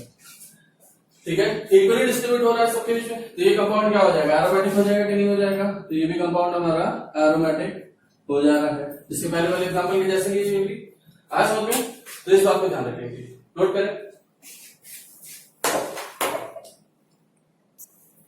इसी क्रम में अपने एक एग्जाम्पल लेते हैं हम लोग, जैसे CH2 double bond CH single bond BH2। अब ये केस जो है यही वाला केस है सर, ये एक चीज हम लोग को थोड़ा सा सोचनी पड़ेगी। क्यों सोचनी पड़ेगी? क्योंकि सर यहां पर तो हमें पॉजिटिव चार्ज दिख रहा है। पॉजिटिव चार्ज का मतलब क्या होता है? Vacant orbital. वैकेंट ऑर्बिटल से मतलब है हमें, तो यहां पे हम देख रहे हैं कि सर यहां पे तो हमें BH2 दिख रहा है, तो BH2 का जरा हाइब्रिडेशन निकालो कितना आ रहा है? 1 सिग्मा, 2 सिग्मा, कितने सिग्मा हो गए? 3 सिग्मा, तो इसका हाइब्रिडेशन क्या हो गया? sp2। तो इसके पास वैकेंट ऑर्बिटल है कि नहीं है बेटा? वैकेंट p ऑर्बिटल है कि नहीं है? तो इस हाइब्रिडेशन से परे है ये, मतलब इस हाइब्रिडेशन का पार्ट नहीं है, तो मतलब ये करेगा कि इसका जो p ऑर्बिटल एक वैकेंट है वो परपेंडिकुलर है और वो इसके क्या है? पैरेलल है। अगर इसका ऑर्बिटल डायग्राम देखें, ऑर्बिटल डायग्राम इसका अगर हम देखें तो कैसे बनेगा बेटा? कि C के साथ 2H हो गया, single bond CH, single bond B के साथ 2H, ये हो गया। अब उसके बाद जो पाई बॉन्ड है सर, इसमें पाई बॉन्ड ऐसे बना दिया गया, p ऑर्बिटल, और इन दोनों के बीच में इलेक्ट्रॉन की शेयरिंग है, ये पाई बॉन्ड बना हुआ है। जबकि इस वाले की अगर बात करें तो इसका वाला जो वैकेंट p ऑर्बिटल है सर, वो ऐसे ही पड़ा हुआ है और इसमें कोई इलेक्ट्रॉन नहीं है और न ही ये हाइब्रिडेशन में पार्टिसिपेट कर रहा है। आया समझ में? तो अब हम देख रहे हैं कि सर ये वाला जो आपका वैकेंट ऑर्बिटल है वो इस वाले के पैरेलल है कि नहीं है? पैरेलल p ऑर्बिटल है, तो इनमें बड़ी आसानी से आपका इलेक्ट्रॉन का शिफ्ट हो सकता है। तो इसको अगर हम लोगों ने यहां शिफ्ट किया तो इसका रिजल्ट क्या हो जाएगा? कि C के साथ 2H, single bond CH, B के साथ 2H। अब यहां पे हम देख रहे हैं कि एक p ऑर्बिटल ये है, एक p ऑर्बिटल ये है, और इनमें इलेक्ट्रॉनों का शिफ्ट हो गया क्योंकि इसने उठा के नहीं दिया ना, इसको शिफ्ट किया। अच्छा, एक चीज हमने बताई कि पॉजिटिव चार्ज है उसको इलेक्ट्रॉन दोगे तो न्यूट्रल हो जाएगा। पॉजिटिव चार्ज है उसको इलेक्ट्रॉन दिए तो क्या हो गया? न्यूट्रल हो गया। न्यूट्रल एटम है उसको इलेक्ट्रॉन दिए तो नेगेटिव चार्ज आएगा। तो इस बात को ध्यान रखना है कि सर जैसे ही इसको उधर उठा के दिया गया तो बोरॉन ने एक एक्स्ट्रा बॉन्ड बनाया कि नहीं बनाया, तो इसके ऊपर क्या आएगा? Negative charge. और ये वाला कार्बन जो है, चूंकि इसका लॉस हो गया, इस वाले कार्बन का तो लॉस हो गया ना, इस कार्बन ने क्या किया? पाई बॉन्ड उठा के ऐसे दे दिया, तो इस वाले कार्बन का लॉस हुआ कि नहीं हुआ? तो इस वाले कार्बन के ऊपर क्या देंगे? पॉजिटिव चार्ज देंगे हम लोग। इस बात को देखिए ध्यान से कि ये वाले कार्बन के ऊपर पॉजिटिव चार्ज आ गया और बोरॉन के ऊपर क्या आ गया? Negative charge. मैंने लिखा था कि total charge must be conserve. तो इसके पहले वाले जितने भी एग्जांपल थे वो एक पॉजिटिव अगर है तो पूरे मॉलिक्यूल में एक पॉजिटिव है, ठीक। यहां पर मॉलिक्यूल क्या है? न्यूट्रल। तो यहां पर आप पूरा स्ट्रक्चर देखो, एक पॉजिटिव एक नेगेटिव, नेट क्या है? न्यूट्रल। ये वाला मॉलिक्यूल न्यूट्रल था ही, और ये वाला मॉलिक्यूल भी नेट क्या है? न्यूट्रल। इस बात को ध्यान रखना होगा हम लोग को। तो इसके जो दूसरा स्ट्रक्चर हम लोगों ने बनाया, ये क्या हो जाएगा? CH2 single bond CH double bond BH2, इस पे दे दिया नेगेटिव और इस पे दे दिया पॉजिटिव, ठीक है। तो ये दो इसके क्या बन गए बेटा? रेजोनेटिंग स्ट्रक्चर्स बन गए। अगर हम इसके रेजोनेंस हाइब्रिड की बात करते हैं तो वो कैसा दिखेगा? CH2 सिंगल बॉन्ड, और यहाँ पे हम क्या कर सकते हैं? BH2 कर सकते हैं। पाई बॉन्ड यहां पे भी आ रहा है, यहां पे भी आ रहा है, डेल्टा पॉजिटिव यहां पर और डेल्टा नेगेटिव यहां पर, ये इसका हो जाएगा RH। समझ में? तो ये एक स्पेशल केस है, इसका ध्यान रखेंगे कि हमारा बोरॉन जो है वो आपका इलेक्ट्रॉन डिफिशिएंट है, लेकिन उसके ऊपर पॉजिटिव चार्ज नहीं है, वो अपनी पॉजिटिव चार्ज को शो नहीं कर रहा है, इलेक्ट्रॉन डिफिशिएंसी को शो नहीं कर रहा है, जिसके ऊपर पॉजिटिव चार्ज नहीं है, लेकिन फिर भी ये आपका रेजोनेंस में पार्टिसिपेट कर सकता है। आया समझ में? चलो, एक एल्कीन है, डबल बॉन्ड है, और उससे अटैच एटम के ऊपर क्या है? नेगेटिव चार्ज, यानी पाई सिग्मा नेगेटिव का केस। दूसरा जो हमारा केस है उसको हम लोग डिस्कस करने जा रहे हैं। सबसे पहले सबसे सिंपल एग्जांपल से ही चलते हैं, जैसे CH2 double bond CH single bond CH2 negative. अब यहाँ पे हम देख रहे हैं कि डबल बॉन्डेड एटम से अटैच एटम के ऊपर नेगेटिव चार्ज है, पाई सिग्मा नेगेटिव। पहले पढ़ लो उसके बाद सॉल्व करो। अब हम देख रहे हैं कि इस कार्बन ने से बात की कि भाई तुम्हारे पास एक्स्ट्रा कुछ है तो उसको शिफ्ट करो, तो इसने कहा मेरे पास नेगेटिव चार्ज है, मैं शिफ्ट कर सकता हूं, तो उसको शिफ्ट करना जाएगा। जैसे ही इसको शिफ्ट किया तो इस कार्बन ने तो ऑलरेडी 1 2 3 4 बॉन्ड बनाया हुआ है, तो वो 5 बॉन्ड बना लेगा क्या? नहीं। तो ये वाला इलेक्ट्रॉन इस तरफ शिफ्ट हो जाता है, पूरा एरो बना रहे हैं, इस बात का ध्यान रखेंगे। तो इसके जो दूसरा स्ट्रक्चर बनेगा वो CH2 single bond CH double bond CH2, ये तो न्यूट्रल हो गया, इसके ऊपर क्या आ गया? नेगेटिव चार्ज आ जाएगा, ठीक। तो इसके अगर हम लोग ऑर्बिटल डायग्राम से अगर समझना चाहें तो उससे भी समझ सकते हैं, जिसके लिए हमें केवल जो ऑर्बिटल्स हैं उनको परपेंडिकुलर दिखाना पड़ेगा। और ये इससे कुछ ज्यादा क्लैरिटी होती है। यहां पर हमारा पाई बॉन्ड पहले से है इन दोनों के बीच में, और यहां पर एक एक्स्ट्रा इलेक्ट्रॉन है जिसकी वजह से यहाँ पे क्या है, नेगेटिव चार्ज है। एक इलेक्ट्रॉन पेयर है, नेगेटिव चार्ज मतलब क्या होता है, एक इलेक्ट्रॉन पेयर है। अब इस कार्बन का जो ऑर्बिटल है, पी ऑर्बिटल है, ये इन दोनों पी ऑर्बिटल के पैरेलल है, क्योंकि दोनों सब sp2 है। तो ये वाला जो पी ऑर्बिटल है वो इनके पैरेलल है। तो इसने क्या किया कि ये वाला इलेक्ट्रॉन उठा के शिफ्ट किया यहाँ पे इन दोनों के बीच में। तो ये वाला इलेक्ट्रॉन पेयर जो है वो इस वाले ऑर्बिटल में आ गया। तो इसका रिजल्ट क्या हो गया भाई कि HCH single bond CH single bond C के साथ 2H। यहां पर जो p ऑर्बिटल है, ये दो p ऑर्बिटल ऐसे पाई बॉन्ड पार्टिसिपेट कर रही है। ये वाला जो p ऑर्बिटल है इसके पास क्या हो गया, एक लोन पेयर आ गया, इसके पास नेगेटिव चार्ज आ गया। तो दो ही RS बनने हैं यहाँ पे, दो ही RS बनने हैं। और अगर हमने इसके RH की बात की तो वो कैसा दिखाई देगा, RH में दिखाई देगा CH2 single bond CH single bond CH2, pi bond इधर भी, डेल्टा निगेटिव इधर और डेल्टा निगेटिव इधर, ये इसका RH हो जाएगा। तो real hybrid resulting structure in सभी की प्रैक्टिस करके रखनी है हम लोग को, क्योंकि ये सारी चीजें हमसे पूछा जाता है। क्वेश्चन क्या पूछेगा ये हमें नहीं पता, लेकिन फिलहाल हम ये जानते हैं कि सर इतना कॉन्सेप्ट इससे रिलेटेड है। अगर ये सारा तैयार रहेगा तो जो भी क्वेश्चन पूछेगा इसको हम लोग बता लेंगे। हो जाएगा। चल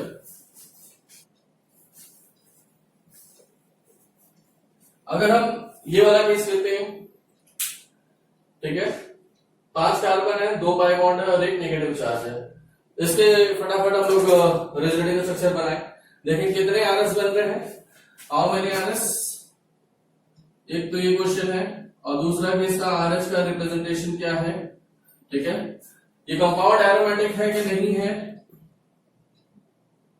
ये सारी चीजें बतानी है। पॉज कीजिए और बताइए फटाफट, बना लिया सबने। चलिए अब इसके बाद हम लोग देखते हैं कि सर कैसे बनेगा। अब देखो यहाँ पे पाई सिग्मा नेगेटिव मिल रहा है कि नहीं, डबल बॉन्डेड एटम से अटैच एटम के ऊपर नेगेटिव चार्ज है कंजुगेशन में। तो इस कार्बन ने इस बॉन्ड को इधर शिफ्ट कर दिया, हम लोग बोलो गलत हो जाएगा, क्योंकि सर नेगेटिव चार्ज है, उसको इलेक्ट्रॉन शिफ्ट नहीं करेंगे, उधर की ओर शिफ्ट नहीं करेंगे, हमें उससे लेना पड़ेगा। अगर कहीं एक्स्ट्रा इलेक्ट्रॉन है तो उससे हम लोग मांगेंगे। तो इस वाले इलेक्ट्रॉन को हम लोगों ने यहां शिफ्ट किया, जिससे ये बॉन्ड किधर चला जाएगा, इधर। तो क्या रिजल्ट होगा बेटा, फटाफट बनाते हैं हम लोग। तो ये पाई बॉन्ड इधर बन गया, ये पाई बॉन्ड यहाँ पे है, ये और ये वाला पाई बॉन्ड यहाँ आ गया, तो यहाँ क्या आ गया, नेगेटिव चार्ज। अब फिर से इसको देखो कि पाई बॉन्डेड एटम से अटैच है तो कोई नेगेटिव चार्ज, इसको यहाँ शिफ्ट किए, इसको यहाँ शिफ्ट किए, तो क्या रिजल्ट हो जाएगा, यहाँ पाई बॉन्ड, यहाँ नेगेटिव चार्ज। फिर इसके बाद अगर हमने इसको यहाँ शिफ्ट किया तो क्या रिजल्ट हो जाएगा, इस पे आ जाएगा। अभी स्ट्रक्चर सारे अलग अलग बन रहे हैं कि नहीं बन रहे हैं, इस बात को ध्यान रखना होगा। हमारे पास 5 कार्बन है, नंबरिंग कर दे रहा हूं मैं, 1 2 3 4 5। पहले वाले कार्बन नेगेटिव चार्ज है, फिर ये चौथे नंबर कार्बन नेगेटिव चार्ज दिख रहा है, और उसके बाद हमें दूसरे नंबर कार्बन में नेगेटिव चार्ज दिख रहा है। इसको जब आगे शिफ्ट किया गया तो क्या रिजल्ट आया, ये वाला पाई बॉन्ड इधर आया, यहाँ आ गया नेगेटिव चार्ज, ये पाई बॉन्ड अपनी जगह पे। फिर इसके बाद अगर हमने इसको यहाँ शिफ्ट किया तो ये वाला इधर आ जाएगा, तो क्या रिजल्ट हो जाएगा, ये वाला पाई बॉन्ड इधर, ये वाला पाई बॉन्ड इधर, यहाँ आ गया नेगेटिव चार्ज। अब जरा देखिए कि 1 नंबर पे नेगेटिव चार्ज है, 2 नंबर पे नेगेटिव चार्ज आया कि नहीं आया, यहाँ आया। 3 नंबर पे नेगेटिव चार्ज आया कि नहीं आया, यहाँ आया। 4 नंबर पे नेगेटिव चार्ज यहाँ आया, 5 नंबर पे नेगेटिव चार्ज यहाँ आया। यानी पांचों स्ट्रक्चर अलग अलग है। अब इसके बाद अगर आपको ये बनाया तो वो पहला वाला स्ट्रक्चर ही बन रहा होगा, या तो इसको इधर शिफ्ट करो तो पॉजिटिव चार्ज यहाँ आ जाएगा, तो वो वाला स्ट्रक्चर यही वाला स्ट्रक्चर है, यानी कि अब रिपीटिशन स्टार्ट हो जाएगा। तो हमें कितने RS मिले बेटा, 5 RS मिले। तो कितने लोगों का सही हुआ, 5 RS, ठीक है। अब उसके बाद RH बताओ, RH कैसा बनेगा, तो हमें पांचों स्ट्रक्चर्स को एक साथ रिप्रेजेंट करना है। पाई बॉन्ड सभी के बीच में आ रहा है, तो ऐसे डिलोकलाइजेशन बना दिया गया। और एक नेगेटिव चार्ज है जो कि सबके बीच में डिलोकलाइज कर रहा है, ऐसे बना सकते हैं। या फिर हम इसको ऐसे बनाएं कि सर जो हमारा पाई बॉन्ड है वो सबके बीच में डिलोकलाइज कर रहे हैं, और एक नेगेटिव चार्ज है वो 5 के हिस्से में आ रहा है, यानी -1/5, -1/5। ठीक है, तो ये हमारा क्या हो गया, RH हो गया, ये हमारा RH हो गया। और चूंकि हम देख रहे हैं कि सर 6 पाई इलेक्ट्रॉन है, 2 2 4 2 6 पाई इलेक्ट्रॉन, तो ये कंपाउंड क्या हो जाएगा, एरोमेटिक हो जाएगा। एरोमेटिक अगर नहीं समझ में आ रहा तो उसके लिए परेशानी होंगे, वो हम लोग आगे डिस्कस करेंगे। फिलहाल ये सारी चीजें आज हो गई। चलिए इसके बाद नेक्स्ट एक एग्जांपल लेते हैं। जैसे मान लो कि हमारा कुछ इस तरीके से है, कंजुगेशन में ही है सारा, और यहां नेगेटिव चार्ज है। ठीक है, तो इस कंपाउंड के अगर हम आपसे पूछे कि कितने रिजल्टिंग स्ट्रक्चर्स बन जाएंगे, how many RS are possible, तो इसके लिए हम लोग को बनाना पड़ेगा। अब अगर हम देखें कि sir pi sigma negative, pi sigma pi sigma pi, यानी कि पूरा मॉलिक्यूल कंजुगेटेड है, इस बात का डिसीजन ले लिया हम लोगों ने पहले। अब उसके बाद हम देख रहे हैं कि सर इसको शिफ्ट करना है, तो ये क्या करेगा, इधर शिफ्ट करेगा, जिससे ये पाई बॉन्ड इधर शिफ्ट होगा इधर। तो क्या रिजल्ट हो जाएगा इसका कि ये पाई बॉन्ड अपनी जगह पर, उसके बाद ये वाला पाई बॉन्ड इधर आ गया, यहां आ गया नेगेटिव चार्ज, ये पाई बॉन्ड कुछ ऐसे। अब उसके बाद अगर हमने इसको शिफ्ट किया यहाँ पे, तो ये शिफ्ट हो जाएगा यहाँ पर। अगला स्ट्रक्चर जो बनेगा इसका वो कुछ ऐसे होगा, ये पाई बॉन्ड यहाँ पर, ये पाई बॉन्ड यहाँ आ गया, ये पाई बॉन्ड इधर चला गया, और यहाँ आ गया नेगेटिव चार्ज। तो दिक्कत है भाई, बोलिए। इस नेगेटिव चार्ज को जब इन दोनों कार्बन के बीच में शिफ्ट किया गया, तो ये वाला पाई बॉन्ड जो है वो शिफ्ट होकर यहाँ चला गया, तो अगला स्ट्रक्चर ये बन गया। अब हम देख रहे हैं कि पाई सिग्मा नेगेटिव है, तो इस नेगेटिव चार्ज को वापस शिफ्ट किया गया इन दोनों कार्बन के बीच में, तो ये पाई बॉन्ड घूम करके यहाँ चला गया, तो इसमें आ गया। अब फिर से हमारा पाई सिग्मा नेगेटिव है, तो क्या करेंगे कि इसको हम यहाँ शिफ्ट कर रहे होंगे, और इस वाले पाई बॉन्ड को इधर शिफ्ट कर रहे होंगे। देखो इनमें दो एरोज बनाने जरूरी है। ये राउंडेड एरोज जो है वो हमारी हेल्प करते हैं, बगैर राउंडेड एरोज बनाए आप ना करें तो ज्यादा बेटर होगा। कुछ लोग कहते हैं कि भाई राउंडेड एरोज जरूरत नहीं है, ऐसे ही बना देते हैं, तो उसमें बच्चे कंफ्यूज होते हैं। इस बात को ध्यान रखें कि राउंडेड एरोज बनाएं सभी में। ये ठीक है, अब यहां से वापस जाने की, वापस जाएगा, ये वहीं पहुंचेगा, इसके आगे बढ़ने की टेंडेंसी नहीं है। लेकिन अगर मान लो कि मैंने एक पाई बॉन्ड यहां और कर दिया, तो सभी में पाई बॉन्ड एक और कर दें, तो यहां पे भी अब आगे बढ़ने की टेंडेंसी हो जाएगी, जो हम लोग देख चुके हैं। बोलो भाई, तो क्या रिजल्ट हो जाएगा, ये पाई बॉन्ड यहां नेगेटिव चार्ज आ गया, ये पाई बॉन्ड इधर आ गया, और उसके बाद ये पाई बॉन्ड यहां, ये पाई बॉन्ड यहां, ये पाई बॉन्ड यहां। तो पूरा मॉलिक्यूल कंजुगेटेड पहले था जहां तक, जितनी दूर तक वहां तक। इसको पूरा मैंने नहीं भरा क्योंकि वो केस फिर पहले वाले की तरह रिपीट हो जाता। तो यहां तक हम लोग के टोटल नेगेटिव चार्ज डिलोकलाइज करते हुए पाया गया। तो अगर हमने इसका RS पूछा तो कितना हो जाएगा, 1 2 3 4 5, इसके 5 RS हो गए। और अगर हम RH बनाए तो RH कैसा दिखेगा बेटा, हमें जितने सिग्मा बॉन्ड है वो बना लो पहले, 1 2 3 4 5, 1 2 3 4 5 बना लिया। अब उसके बाद पाई बॉन्ड यहां आ रहा है, पाई बॉन्ड इनके बीच में पहले से था, पाई बॉन्ड यहां आ रहा है, इनके बीच में पहले से था, इनके बीच में भी आ रहा है, फिर यहां भी पाई बॉन्ड था पहले से था, फिर यहां भी पाई बॉन्ड आया,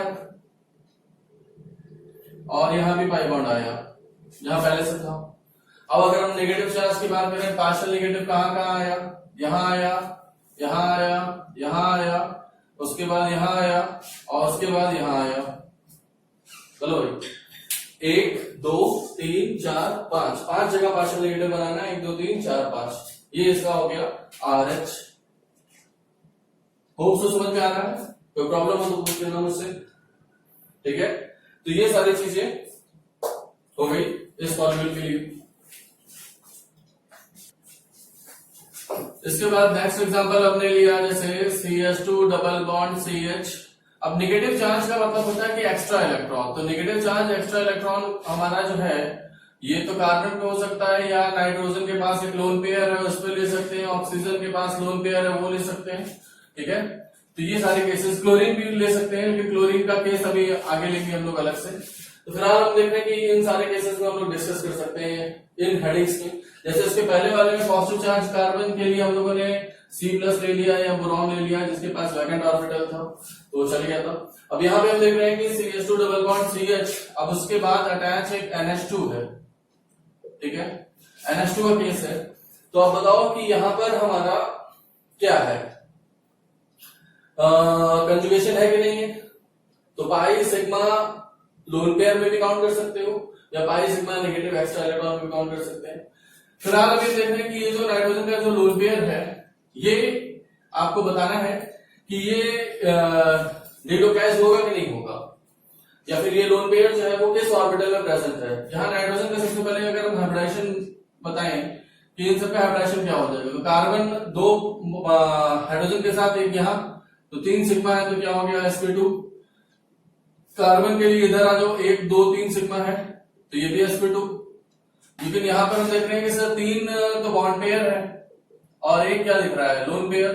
तो अगर इन 4 कर दें और इसका हाइब्रिडेशन sp3 कर दें तो सर ये गेम से बाहर है। मोस्ट कॉमनली बच्चे बोलेंगे सर ये नाइट्रोजन आपका sp3 है और ये गेम से बाहर है, यानी ये रेजोनेंस शो नहीं करेगा। तो अगर हमने एक सिचुएशन ये बनाई कि ये sp3 है और गेम से बाहर है, दैट इज रेजोनेंस शो नहीं करेगा, और एक केस ऐसा बनाया कि सर जो हमारे हाइड्रोजन है इन कार्बन के साथ वो कुछ इस तरीके से हैं और इनके बीच में पाई बॉन्ड है, और ये नाइट्रोजन जो है 2 हाइड्रोजन के साथ हमने कहा कि ये sp2 है। अगर हम sp2 माने और ये बॉन्ड ये सिग्मा की वजह से ये sp2 है, और इसका जो एक ऑर्बिटल है वो इस प्लेन के परपेंडिकुलर है जिसमें ये लोन पेयर प्रेजेंट है, जिसमें लोन पेयर प्रेजेंट है। अगर हम ऐसा मान लें तो अब बताओ कि कौन सी ज्यादा स्टेबल सिचुएशन है, नाइट्रोजन इसमें ज्यादा खुश है sp2 रखते हुए, या नाइट्रोजन इस सिचुएशन खुश है जबकि वो sp3 रखा है, किसमें वो ज्यादा खुश है। ये लोन पेयर कहां ज्यादा हैप्पी है,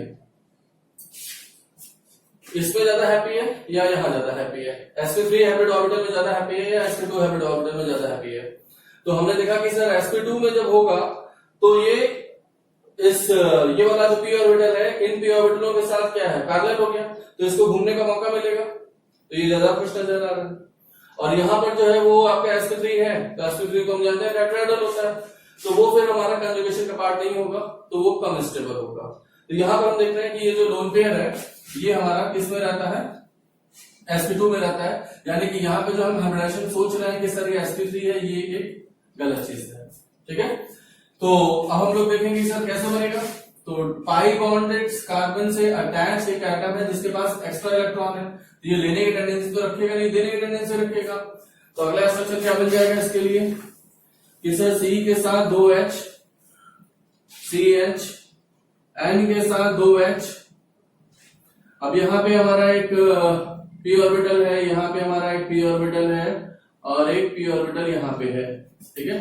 तो जब इसने अपना लोन पेयर उठा के डोनेट किया तो इनके बीच में आ गया पाई बॉन्ड, और ये वाला जो बॉन्ड है ये कहाँ चला जाएगा, इस वाले कार्बन के अकाउंट में।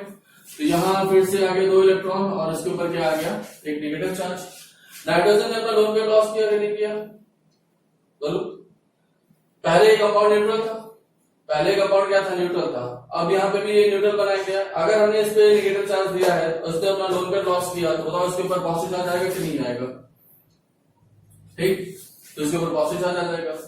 तो अगर हम इसके जो स्ट्रक्चर्स है वो बनाते हैं तो उनमें हमने पाया कि CH2 single bond CH double bond NH2 और N के ऊपर आ गया पॉजिटिव चार्ज, कार्बन के ऊपर आ गया नेगेटिव चार्ज। ये फंडामेंटल रूल को वॉलेट करता हुआ है क्या, 5 बॉन्ड बनाता हुआ दिख रहा है, 1 2 3 4, 4 में कितने इलेक्ट्रॉन हो गए? 8 इलेक्ट्रॉन है। 8 इलेक्ट्रॉन रखते हुए ये ऑक्टेट फॉलो कर रहा है, इसका ऑक्टेट कंप्लीट है और उसके ऊपर पॉजिटिव चार्ज मैं पहले बता चुका हूं कि हाई नेगेटिव एटम के ऊपर आपका पॉजिटिव चार्ज आ सकता है, लेकिन उसका ऑक्टेट कंप्लीट होना चाहिए। तो ये चीज हमें यहाँ पे मिल रही है। तो अगर हम इसमें 2 स्ट्रक्चर बने, 2 आरएस बन गए, इसके आया समझ में, 2 आरएस बन गए। तो इस तरीके से हम लोग यहाँ पे देख रहे हैं कि अगर हमारा कुछ एक्स्ट्रा इलेक्ट्रॉन पेयर है तो वो डिलोकलाइज कर रहा है, और नाइट्रोजन sp3 नहीं है बल्कि नाइट्रोजन क्या है, sp2 है, तो ज्यादा खुश है। उसी तरीके इसी क्रम में एक और एग्जांपल हम लोग देख सकते हैं, इसको नोट कीजिए, चल बनाते हैं।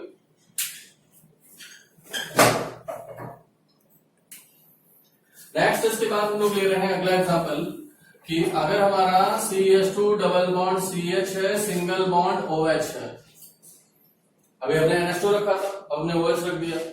तो अब बताओ क्या ये ऑक्सीजन का जो लोन पेयर है वो कंजुगेशन में है कि नहीं है? एक्स्ट्रा इलेक्ट्रॉन नेगेटिव चार्ज का मतलब क्या है? Extra electron. ये दोनों ही हेडिंग यहाँ पे एक साथ ही डिस्कस हो रही है। तो डबल बॉन्डेड कार्बन से अटैच एटम के ऊपर लोन पेयर या पाई सिग्मा लोन पेयर मिल रहा है, तो सर ये हमारा कंजुगेशन में है। अब दोनों लोन पेयर आपके कंजुगेशन में है या कोई एक लोन पेयर कंजुगेशन में है? ठीक, जनरल बच्चों को लगता है कि सर हमारा जो ऑक्सीजन है वो दोनों लोन पेयर उठा के दे सकता है, वो एक ही देता है, एक नहीं दे पाता है। उसका क्या रीजन है, इसको भी समझते हैं। इसका ऑर्बिटल डायग्राम अगर हम लोग बनाएंगे तो हमें पता चलेगा कि C के साथ 2 H हो गए, CHO, यहां पर एक ऑर्बिटल है, यहां पर एक ऑर्बिटल है, इनके बीच में क्या है, ये पाई बॉन्ड है। ठीक है। अब ऑक्सीजन के साथ अगर हम लोग देख रहे हैं कि सर लोन पेयर एक अगर इसमें जाता है कंजुगेशन में तो वो कैसा दिख रहा होगा? मतलब अगर हमने यहाँ पे देखा कि 2 बॉन्ड पेयर और एक लोन पेयर जो कि यहीं इसके पास मौजूद रहता है, तो इसका हाइब्रिडेशन क्या निकल रहा है बेटा? ऐसी सिचुएशन में 2 बॉन्ड पेयर एक लोन पेयर से 3 पे आ जाएगा sp2, sp2 हो जाएगा तो क्या हो जाएगा? Trigonal planar. ठीक, तो ट्रायगोनल प्लेनर कैसे बनाएंगे? तो 2 हो गया ऐसे। ट्रायगोनल प्लेनर में जनरली एंगल हम लोग 120 का रखने की कोशिश करते हैं, हालांकि लोन पेयर की वजह से ये थोड़ा सा रिपल्शन होगा और ये एंगल थोड़े से कम हो जाएंगे, लेकिन फिलहाल अभी हम देख रहे हैं कि सर ये sp2 हैबिट ऑर्बिटल हो गए, और अभी इसका जो एक ऑर्बिटल है जिसमें कि एक लोन पेयर और प्रेजेंट है, ये वाला लोन पेयर दुखी है और ये वाला लोन पेयर खुश है। क्यों? क्योंकि इसको घूमने का मौका मिल रहा है, और ये वाला जो है वो sp2 में फंसा हुआ है तो उसको घूमने का मौका नहीं मिल रहा है। तो हम यहाँ पे कह सकते हैं कि ये वाला जो लोन पेयर है ये लोकलाइज्ड है, ठीक है, और ये वाला जो लोन पेयर है ये क्या है बेटा? ये डीलोकलाइज्ड है। ठीक है, तो ये sp2 किस तरीके से और ये वाला फ्री किस तरीके से, ये चीजें दिखाई जा रही है। अब इसको उठा के हम लोग यहाँ शिफ्ट कर सकते हैं, ये वाला पाई बॉन्ड यहां चला जाएगा, तो अगला स्ट्रक्चर क्या बन जाएगा इसका? C के साथ 2 H, सिंगल बॉन्ड CH, यहां पर O के साथ 1 H और एक लोन पेयर तो इधर ही है, और यहां पर हमने देखा कि एक p ऑर्बिटल ओवरलैपिंग इस तरीके से हो गई, और यहां वाले में क्या हो गया? इलेक्ट्रॉन पेयर आ गए, तो यहां आ जाएगा नेगेटिव चार्ज, और ऑक्सीजन का लॉस हुआ तो उसके ऊपर क्या आ जाएगा? Positive charge. यानी कि इसका जब हम लोग दूसरा आरएस बना रहे होंगे मॉलिक्यूलर की वजह से, तो इस लोन पेयर को खाली शिफ्ट कर सकते हैं, और दूसरा वाला लोन पेयर आपका रेजोनेंस में पार्टिसिपेट नहीं कर रहा है क्योंकि वो उसी प्लेन में है जिसमें पूरे मॉलिक्यूल आपका है, उसी ऑर्बिटल, वो ऑर्बिटल उसी डीलोकलाइजेशन करने के लिए पैरेलल p ऑर्बिटल्स का होना जरूरी है, और ये वाला लोन पेयर उस पैरेलल p ऑर्बिटल्स के प्लेन में है, इस वजह से खाली यही पार्टिसिपेट कर रहा है, ये पार्टिसिपेट नहीं कर पा रहा है। इस बात को हमें ध्यान रखना होगा। तो इस लोन पेयर को शिफ्ट किया तो क्या रिजल्ट हो जाएगा? CH2 सिंगल बॉन्ड CHOH, यहाँ एक पॉजिटिव चार्ज आ जाएगा और यहाँ एक नेगेटिव चार्ज आ जाएगा। बोलो भाई, इसको यहाँ शिफ्ट किया तो डबल बॉन्ड आ गया, एक लोन पे लॉस हुआ पॉजिटिव चार्ज और उसने गेन किया तो उसके ऊपर क्या आ गया? Negative charge. तो ये दो इसके आरएस बन जाएंगे। आया समझ में? तो ये चीज है। बना लें इसको पूरा। नेक्स्ट हम लोग का है कि पाई बॉन्ड के साथ एक ऑड इलेक्ट्रॉन जो है वो कंजुगेशन में है। डबल बॉन्डेड एटम से अटैच एटम के ऊपर ऑड इलेक्ट्रॉन या फिर पाई सिग्मा ऑड इलेक्ट्रॉन। अब इसके केसेस कुछ देख लेते हैं हम लोग। जैसे यहाँ पे हो गया CH2 double bond CH single bond CH2 odd electron, ठीक। तो अब हम लोग देख रहे हैं कि क्या ये मॉलिक्यूलर कंजुगेशन में है कि नहीं है। जब भी आपको कोई अगर कंजुगेटिंग स्ट्रक्चर बनाने के लिए मिले, रेजोनेटिंग स्ट्रक्चर बनाने को मिले, तो सबसे पहले आप ये रीड करें कि ये चीज सेटिस्फाइड हो रही कि नहीं। तो पाई सिग्मा ऑड इलेक्ट्रॉन या डबल बॉन्डेड एटम से अटैच एटम के ऊपर ऑड इलेक्ट्रॉन ये मिल रहा है, तो ये कंजुगेशन में है। अब इस डबल बॉन्डेड कार्बन ने से बात की कि भाई तुम्हारे पास कुछ है तो भेजो, तो कहा कोई दुख है, तो इसने कहा क्यों झूठ बोल रहे हो, तुम्हारे पास एक ऑड इलेक्ट्रॉन तो दिखाई दे रहा है, तो तुम उसको भेजो। तो कहा कि नहीं, मैं इलेक्ट्रॉन पुअर हूं, कैसे प्रूफ करूं। इसने कहा प्रूफ करो। तो इसने कहा कि देखिए आप मेरे पास कितने इलेक्ट्रॉन है, काउंट कर लीजिए, 2 2 4 2 6 और 1 7 इलेक्ट्रॉन है इसके पास। तो ये इलेक्ट्रॉन पुअर है कि नहीं है। फ्री रेडिकल हम लोग जानते हैं इलेक्ट्रॉन पुअर होता है। तो इस कार्बन ने इसे कहा, गुहार लगाई कि भाई मुझे इलेक्ट्रॉन की सप्लाई की जाए। तो इसने पूरा ही उठा के शिफ्ट करने लगा। तो इसने कहा कि अगर आप पूरा शिफ्ट करोगे तो मेरे पास कितना हो जाएगा, देखो 2 2 4 2 6 2 8 1 9। हम जानते हैं कार्बन के पास 8 इलेक्ट्रॉन से ज्यादा रखने की जगह नहीं है। तो फिर क्या होगा, इसने अपना हाफ इलेक्ट्रॉन शिफ्ट किया। इस बॉन्ड में 2 इलेक्ट्रॉन थे, अपना वाला इलेक्ट्रॉन शिफ्ट किया, इसने अपना इलेक्ट्रॉन शिफ्ट किया, और इन दोनों ने मिलकर के CH2 double bond, CH2 single bond CH double bond CH2 बनाया, और इसका वाला जो ऑड इलेक्ट्रॉन था वो इसके पास छोड़ दिया है। तो इसके ऊपर CH2 हो गया ऑड इलेक्ट्रॉन, और ये डबल बॉन्ड इस तरफ हो गया।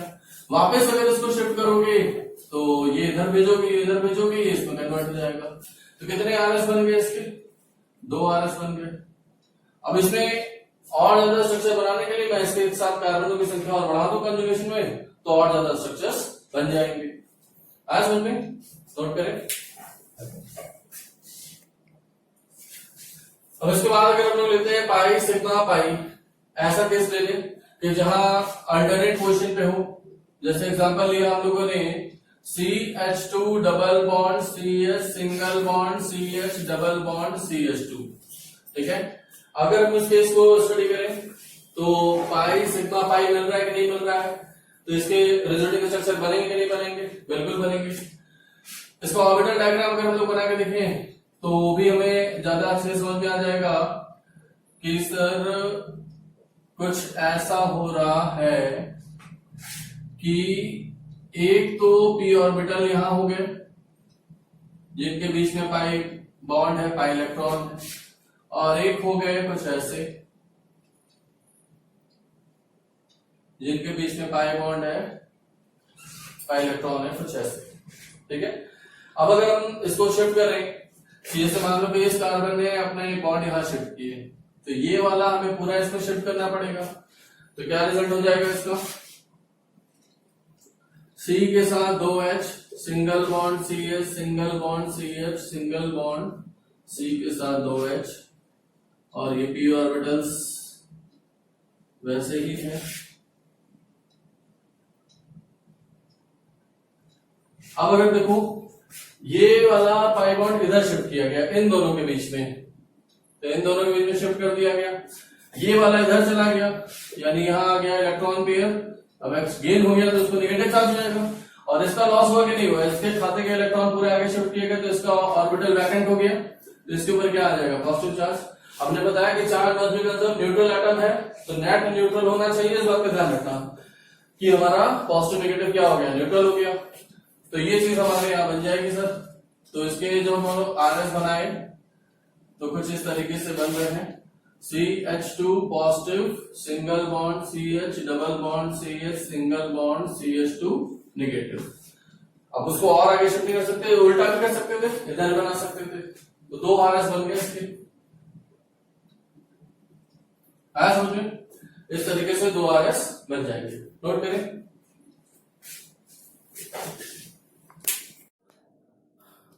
चलिए अब इसके बाद हम लोग नेक्स्ट केस देखते हैं जो हमारे स्पेशल केस थे। हम लोगों ने क्या क्या देख लिया कि डबल बॉन्डेड एटम से अटैच एटम के ऊपर पॉजिटिव चार्ज देख लिया, नेगेटिव चार्ज देख लिया, लोन पेयर देख लिया, ऑड इलेक्ट्रॉन देख लिया, पाई इलेक्ट्रॉन देख लिया। केसेस हम लोग ने डिस्कस कर लिए, ये दोनों केसेस ऑलमोस्ट कॉमनली करवा दिया मैंने। अब उसके बाद जो नेक्स्ट है कि हमारा जो स्पेशल केसेस थे कि पॉजिटिव चार्ज अटैच करता है एटम हैविंग नेगेटिव चार्ज और लोन पेयर, उनका केस देखते हैं कि वो कैसे आपके वैरी करेंगे। ठीक है, तो इसमें सबसे पहले हम लोगों ने लिया जैसे हमारे पास एक कार्बन है पॉजिटिवली चार्ज और इससे अटैच एक OH है। ठीक है, तो अब देखो OH के पास लोन पेयर है कि नहीं है, OH के पास लोन पेयर है, या O नेगेटिव भी ले सकते थे। तो यहां पर हमने देखा कि positive sigma lone pair, positive sigma lone pair, ये कंडीशन सेटिस्फाइड हो रही है। तो अब क्या करा जाएगा, पॉजिटिव चार्ज की तो मदद की जाती है। ठीक है, तो इस बॉन्ड को उठा करके यहां शिफ्ट किया गया, तो क्या रिजल्ट हो गया, CH2 डबल बॉन्ड O के साथ एक H, एक लोन पेयर और एक पॉजिटिव चार्ज। अब अगर मैं पूछूं आपसे कि इन दोनों में ज्यादा स्टेबिलिटी किसकी है, तो फिलहाल अभी हम देख रहे हैं कि यहाँ कार्बन जो है वो पॉजिटिव चार्ज रखा था।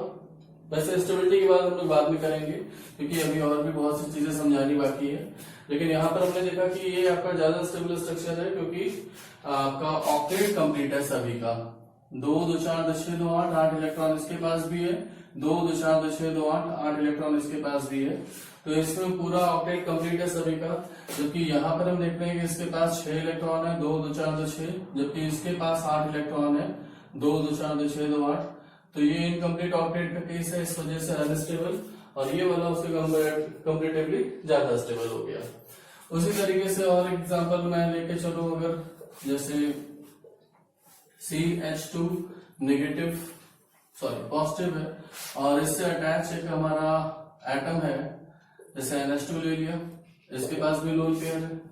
ठीक है, तो ये भी अपना इलेक्ट्रॉन पेयर इसको देगा और दे करके क्या करेगा, इसको स्टेबलाइज कर रहा होगा। तो इसके भी क्या स्ट्रक्चर बन जाएंगे, CH2 double bond NH2, nitrogen का लोन पेयर लॉस हो गया, पॉजिटिव चार्ज, इसको इलेक्ट्रॉन मिल गया, ये न्यूट्रल, इसको इलेक्ट्रॉन मिल गया, नेगेटिव चार्ज नहीं होगा, ये क्या हो जाएगा, न्यूट्रल।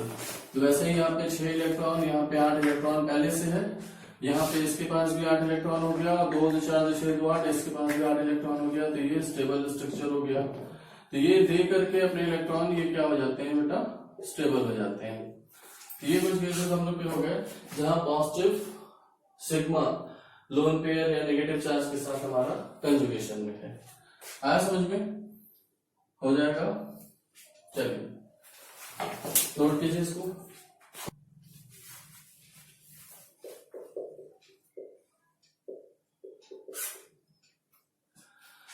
अब हम लोग का एक और स्पेशल केस है कि नेगेटिव चार्ज है जो कि एक्सेस इलेक्ट्रॉन को दिखाता है, सिग्मा बॉन्ड और उससे अटैच एटम के पास वैकेंट डी ऑर्बिटल है। तो इनमें क्या केस बनेगा, इनमें कैसे रेजोनेंस होता है, स्टेबलाइजेशन मिलता है, इस बात का हमें ध्यान रखना होगा। जैसे मान लो कि हमारे पास है एक CH2 नेगेटिव, ये 2 है, इस बात का ध्यान रखिएगा, 2 थोड़ा जोड़ के ही मैं बना देता हूँ। CH2 सिंगल बॉन्ड, अब यहाँ पे अगर मान लो कि वैकेंट डी ऑर्बिटल वाला केस जैसे कुछ ले लिया मैंने कि थर्ड पीरियड के मेंबर्स जो है जैसे फास्फोरस हो गए, सल्फर हो गया, क्लोरीन हो गया, तो ये सब जो है वैकेंट डी ऑर्बिटल रखते हैं। ये सब अगर हमारे एक इलेक्ट्रॉन रिच सेंटर से डायरेक्टली जुड़े होंगे तो उस केस में ये वाला रेजोनेंस ऑपरेट हो रहा होगा। तो यहाँ पर हम देख रहे हैं कि CH2 के पास चूंकि एक्स्ट्रा इलेक्ट्रॉन है, इसकी देने की टेंडेंसी है और ये अपने वैकेंट डी ऑर्बिटल को यूज करेगा, इसके लेने की टेंडेंसी है। तो ये इसको जब यहाँ शिफ्ट करना होगा कुछ इस तरीके से, तो यहाँ हो जाएगा CH2 डबल बॉन्ड Cl, चूंकि ये नेगेटिव चार्ज देकर के न्यूट्रल हुआ और इसको एक एक्स्ट्रा मिल गया, तो यहाँ पे क्या आ जाएगा, नेगेटिव चार्ज। नो डाउट कि पहले से इसके पास 6 इलेक्ट्रॉन, 2 2 4 2 6 इलेक्ट्रॉन पहले से थे, और अब ये क्या हो गया कि इसने 10 इलेक्ट्रॉन रख लिया, तो ऑक्टेट तो इसका एक्सपेंड कर गया, 10 इलेक्ट्रॉन है, जबकि इसके पास 8 इलेक्ट्रॉन है, तो ऑक्टेट तो एक्सपेंड कर गया, लेकिन फिलहाल स्टेबलाइजेशन तो मिला कि ये नेगेटिव चार्ज जो है वो बट गया 2 हिस्सों में, पार्शियल क्लोरीन पे रहेगा और पार्शियल कार्बन पे। तो इस तरीके से हमारा डी ऑर्बिटल रेजोनेंस देखने के लिए मिलता है। जिसके कुछ क्वेश्चन में जैसे मैं करवाऊं कि अगर आपसे अगर कह दिया कि CH2Cl ज्यादा स्टेबल है या CH2F ज्यादा स्टेबल है, अगर इसमें क्वेश्चन बना दिया कि इन दोनों में ज्यादा स्टेबिलिटी किसकी है, CH2Cl की ज्यादा स्टेबिलिटी है, CH2F की ज्यादा स्टेबिलिटी है, तो हम देख रहे हैं कि सर इसमें हम लोग इंडक्टिव सोचें कि -I से ये खींच रहा है सर, और ये भी -I से खींच रहा है। तो -I चूंकि फ्लोरीन का ज्यादा होता है, -I में हम जानते हैं कि फ्लोरीन जो है वो ज्यादा आता है क्लोरीन से, तो ये सर ज्यादा स्टेबल होगा और ये कम स्टेबल होगा। तो बहुत से बच्चे तो ये भी आंसर टिक करके आ सकते हैं। लेकिन अगर हम देखें कि क्लोरीन के केस में ये वैकेंट डी ऑर्बिटल यूज करके ये आपका इलेक्ट्रॉन विड्रॉ कर रहा है और CH2 डबल बॉन्ड Cl ये नेगेटिव बनाया, जबकि यहाँ पर ऐसा कुछ वैकेंट डी ऑर्बिटल न होने की वजह से ये इसको रेजोनेंस से स्टेबलाइज नहीं कर पाता है। तो ये रेजोनेंस से भी इसको स्टेबलाइज कर रहा है और यहाँ पर रेजोनेंस से स्टेबलाइज नहीं कर रहा है, रेजोनेंस अप्लाई नहीं हो रहा है। तो इन दोनों में ज्यादा स्टेबिलिटी किसकी हो गई, CH2Cl negative is more stable then CH2F negative. आया समझ में, नोट कर लें।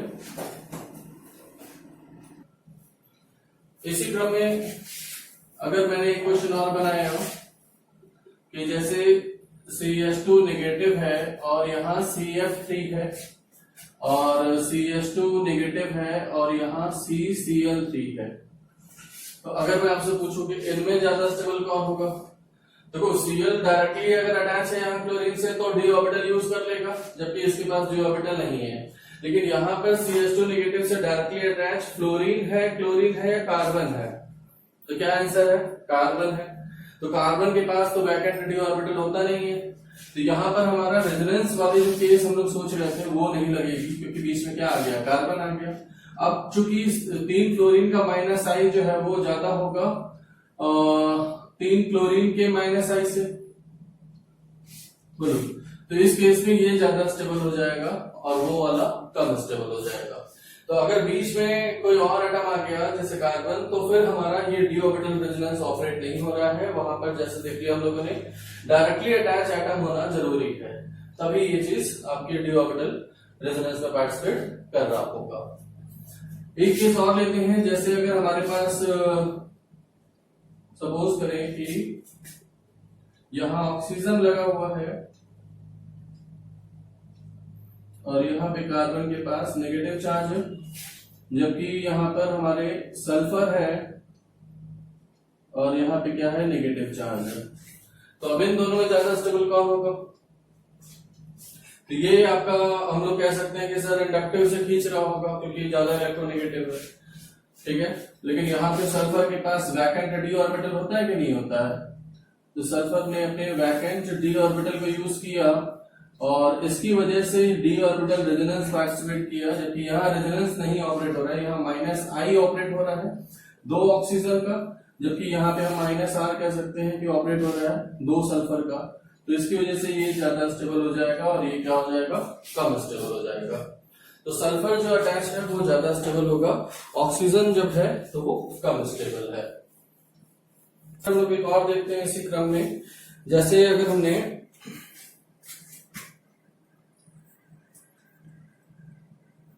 कुछ ऐसा केस बनाया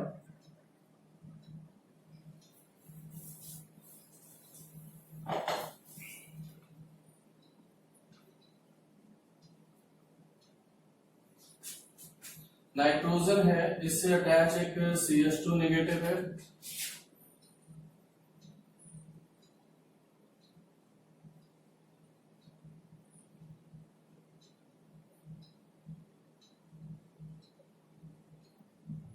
फॉस्फोरस है, इससे अटैच एक CH2 नेगेटिव है।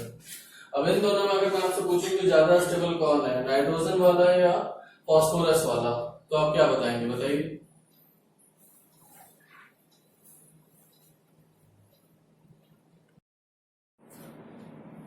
तो इसमें भी हम देख रहे हैं कि बताइए ज्यादा स्टेबल कौन होगा। तो चूंकि हम देख रहे हैं कि यहाँ जो पाई बॉन्ड है मैं इसको खोल के बना देता हूं, ये कुछ इस तरीके से है, ये कुछ इस तरीके से है, ये कंपाउंड बेंजीन, ये बेंजीन अपनी इंडिविजुअली एरोमेटिक हो गई, और यहाँ पे लोन पेयर जो है तो 2, 2, 4, 2, 6 लोन पेयर डिलोक्लाइज हो रहा होगा, तो बीच वाला भी एरोमेटिक है। तो ये स्टेबलाइजेशन तो मिल रहा है, लेकिन CH2 को जो नेगेटिव है उसको ये अपना किसी तरीके से स्टेबलाइज नहीं कर पा रहा है। जबकि यहाँ पर हमने देखा कि जो हमारा फास्फोरस है उसके जो लोन पेयर है वो तो डिलोक्लाइज हो ही जा रहे हैं, साथ ही साथ इसके वैकेंट डी ऑर्बिटल जो है वो उसको क्या करेंगे, स्टेबलाइज करेंगे CH2 नेगेटिव को, तो ये ज्यादा स्टेबल हो जाएगा एज कम्पेयर टू इसके। आया समझ में? इसी क्रम में एक और क्वेश्चन करा देते हैं। जैसे मान लो कि हमारा कुछ ऐसा हो गया कि यहां नेगेटिव है और यहां हमने NH3+ ले लिया, ठीक है। ये सारे केसेस आप लोग अगर अच्छे से याद रखेंगे तो बेटर यही है कि कहीं आप किसी इंस्टीट्यूट में पढ़ रहे हैं और वहां के क्वेश्चन पेपर्स में ये सारे क्वेश्चन कॉमन मिल जाते हैं आपको, तो जब आप पहले से लगाए रहेंगे तो बेटर यही रहेगा कि आपकी प्रैक्टिस है तो आप थोड़ा जल्दी क्वेश्चन सॉल्व कर लेंगे। इसलिए जितने एग्जांपल्स मिल जाए उसको नोट करके रखें, ज्यादा बेटर है। PH3 पॉजिटिव, ठीक है। तो अब जैसे यहाँ पे नाइट्रोजन के पास तो पॉजिटिव चार्ज है, 4 बॉन्ड बनाया हुआ है, लेकिन ये इस नेगेटिव चार्ज को किसी तरीके से स्टेबलाइज नहीं कर सकता। हालांकि ये रेजोनेंस में स्टेबिलिटी पहले से पा रहा है, ये भी नेगेटिव चार्ज रेजोनेंस में स्टेबिलिटी पहले से पा रहा है, लेकिन डी ऑर्बिटल रेजोनेंस इसमें लग जा रहा है, इस वजह से ये वाला केस ज्यादा स्टेबल होगा एज कम्पेयर टू इसके। नोट कर लें।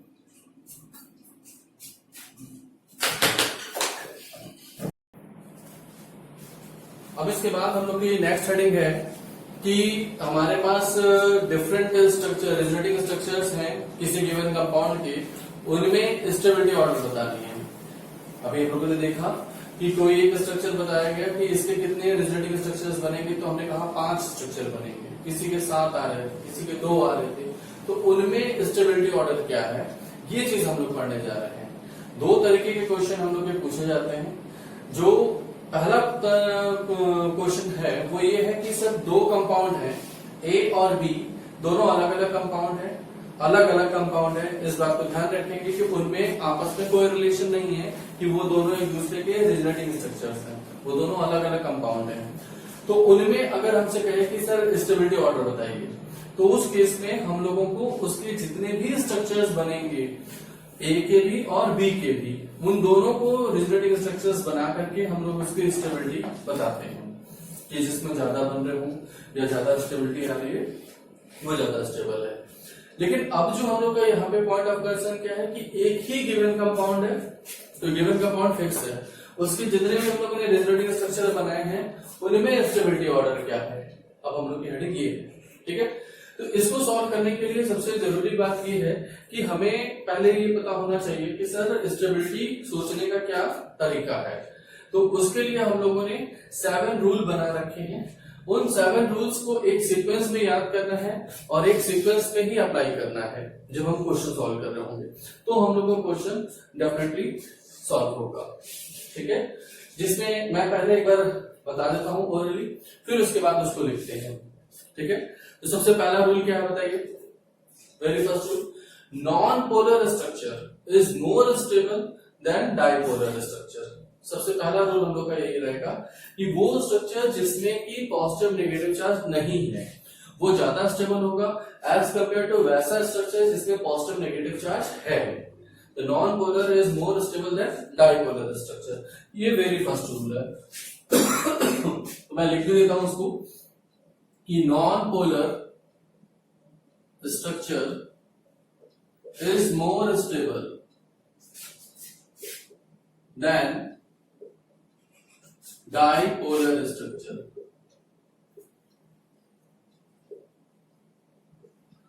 अब आप सोचेंगे सर ऐसा क्यों होता है, इसका क्या लॉजिक है कि नॉन पोलर वाला ज्यादा स्टेबल है और डाइपोलर वाला कम स्टेबल है, इसका क्या लॉजिक है? तो अगर हमने कहा कि हमारे पास कहीं डबल बॉन्ड है, मान लो CH2 डबल बॉन्ड O है, ठीक है, या इसको H2 हटा देते हैं, कुछ ऐसे कर देते हैं। अब ये है, अगर ये नॉन पोलर है, अगर हमने कहा कि इसमें पोलैरिटी आ रही है तो पोलैरिटी के लिए हम क्या करेंगे, या तो इसको इधर शिफ्ट करो या तो इसको इधर शिफ्ट करो। तो जब शिफ्ट करोगे तो बेटा उस केस में क्या आएगा, एक पे पॉजिटिव एक पे नेगेटिव आना ही आना है। एक बॉन्ड को जब तोड़ोगे, डाइपोलर बनाओगे, न्यूट्रल से डाइपोलर बनाए, तो इसमें एनर्जी सप्लाई किए कि नहीं किए, इसमें एनर्जी सप्लाई करना पड़ा। और जब भी एनर्जी सप्लाई किया तो किसके पास गई, इसके पास गई। तो ये हाई एनर्जी का है, तो ये स्टेबल होगा या अनस्टेबल, ये अनस्टेबल हो जाएगा। तो डाइपोलर स्ट्रक्चर जो है वो क्या होंगे, अनस्टेबल होंगे, और जो नॉन पोलर है वो क्या होंगे, ज्यादा स्टेबल होंगे। ये सबसे पहला पॉइंट है जिसको हमें ध्यान रखना होगा। दूसरा क्या है, ऐसा स्ट्रक्चर जिसमें जितने भी एटम है हाइड्रोजन को छोड़ करके, ऐसा स्ट्रक्चर जिसमें जितने भी एटम है हाइड्रोजन को छोड़ करके, क्योंकि हाइड्रोजन के लिए हम लोग डुप्लेट की बात करते हैं और बाकी एटम्स के लिए हम लोग ऑक्टेट की बात करते हैं।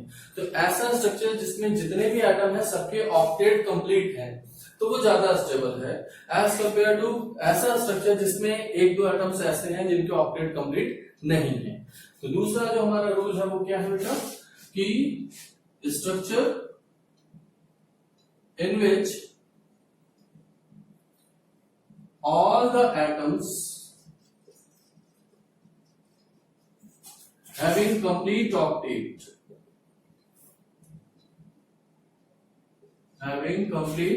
octet is more stable।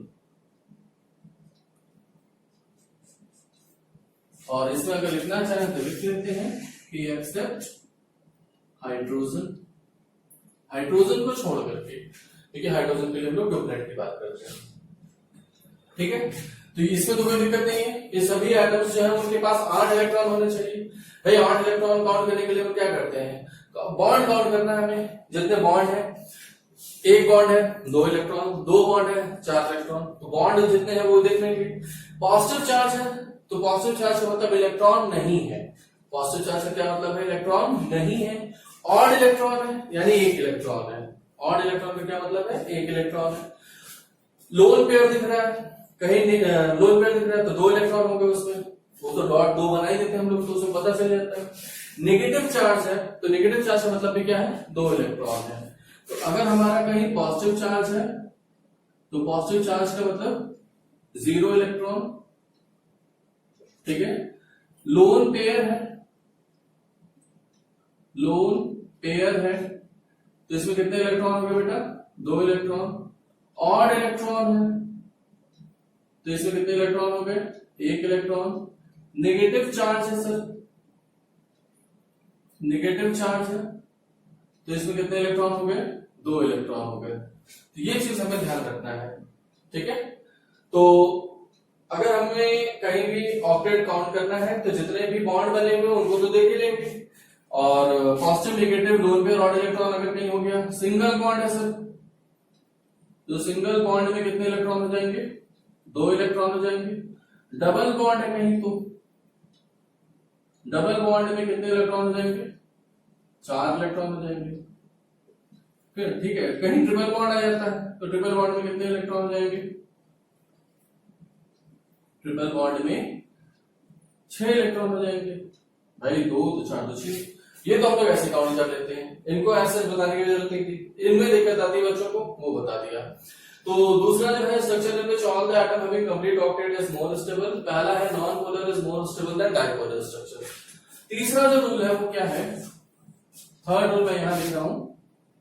Third rule क्या कहता है बेटा, कि ज्यादा कोवलेंट बॉन्ड होने चाहिए।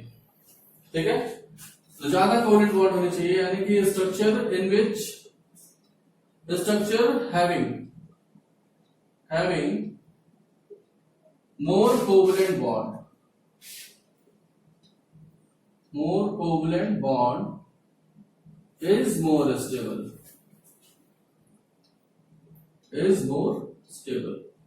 ऐसा स्ट्रक्चर जिसमें कोवलेंट बॉन्डों के नंबर ज्यादा हो वो ज्यादा स्टेबल होगा।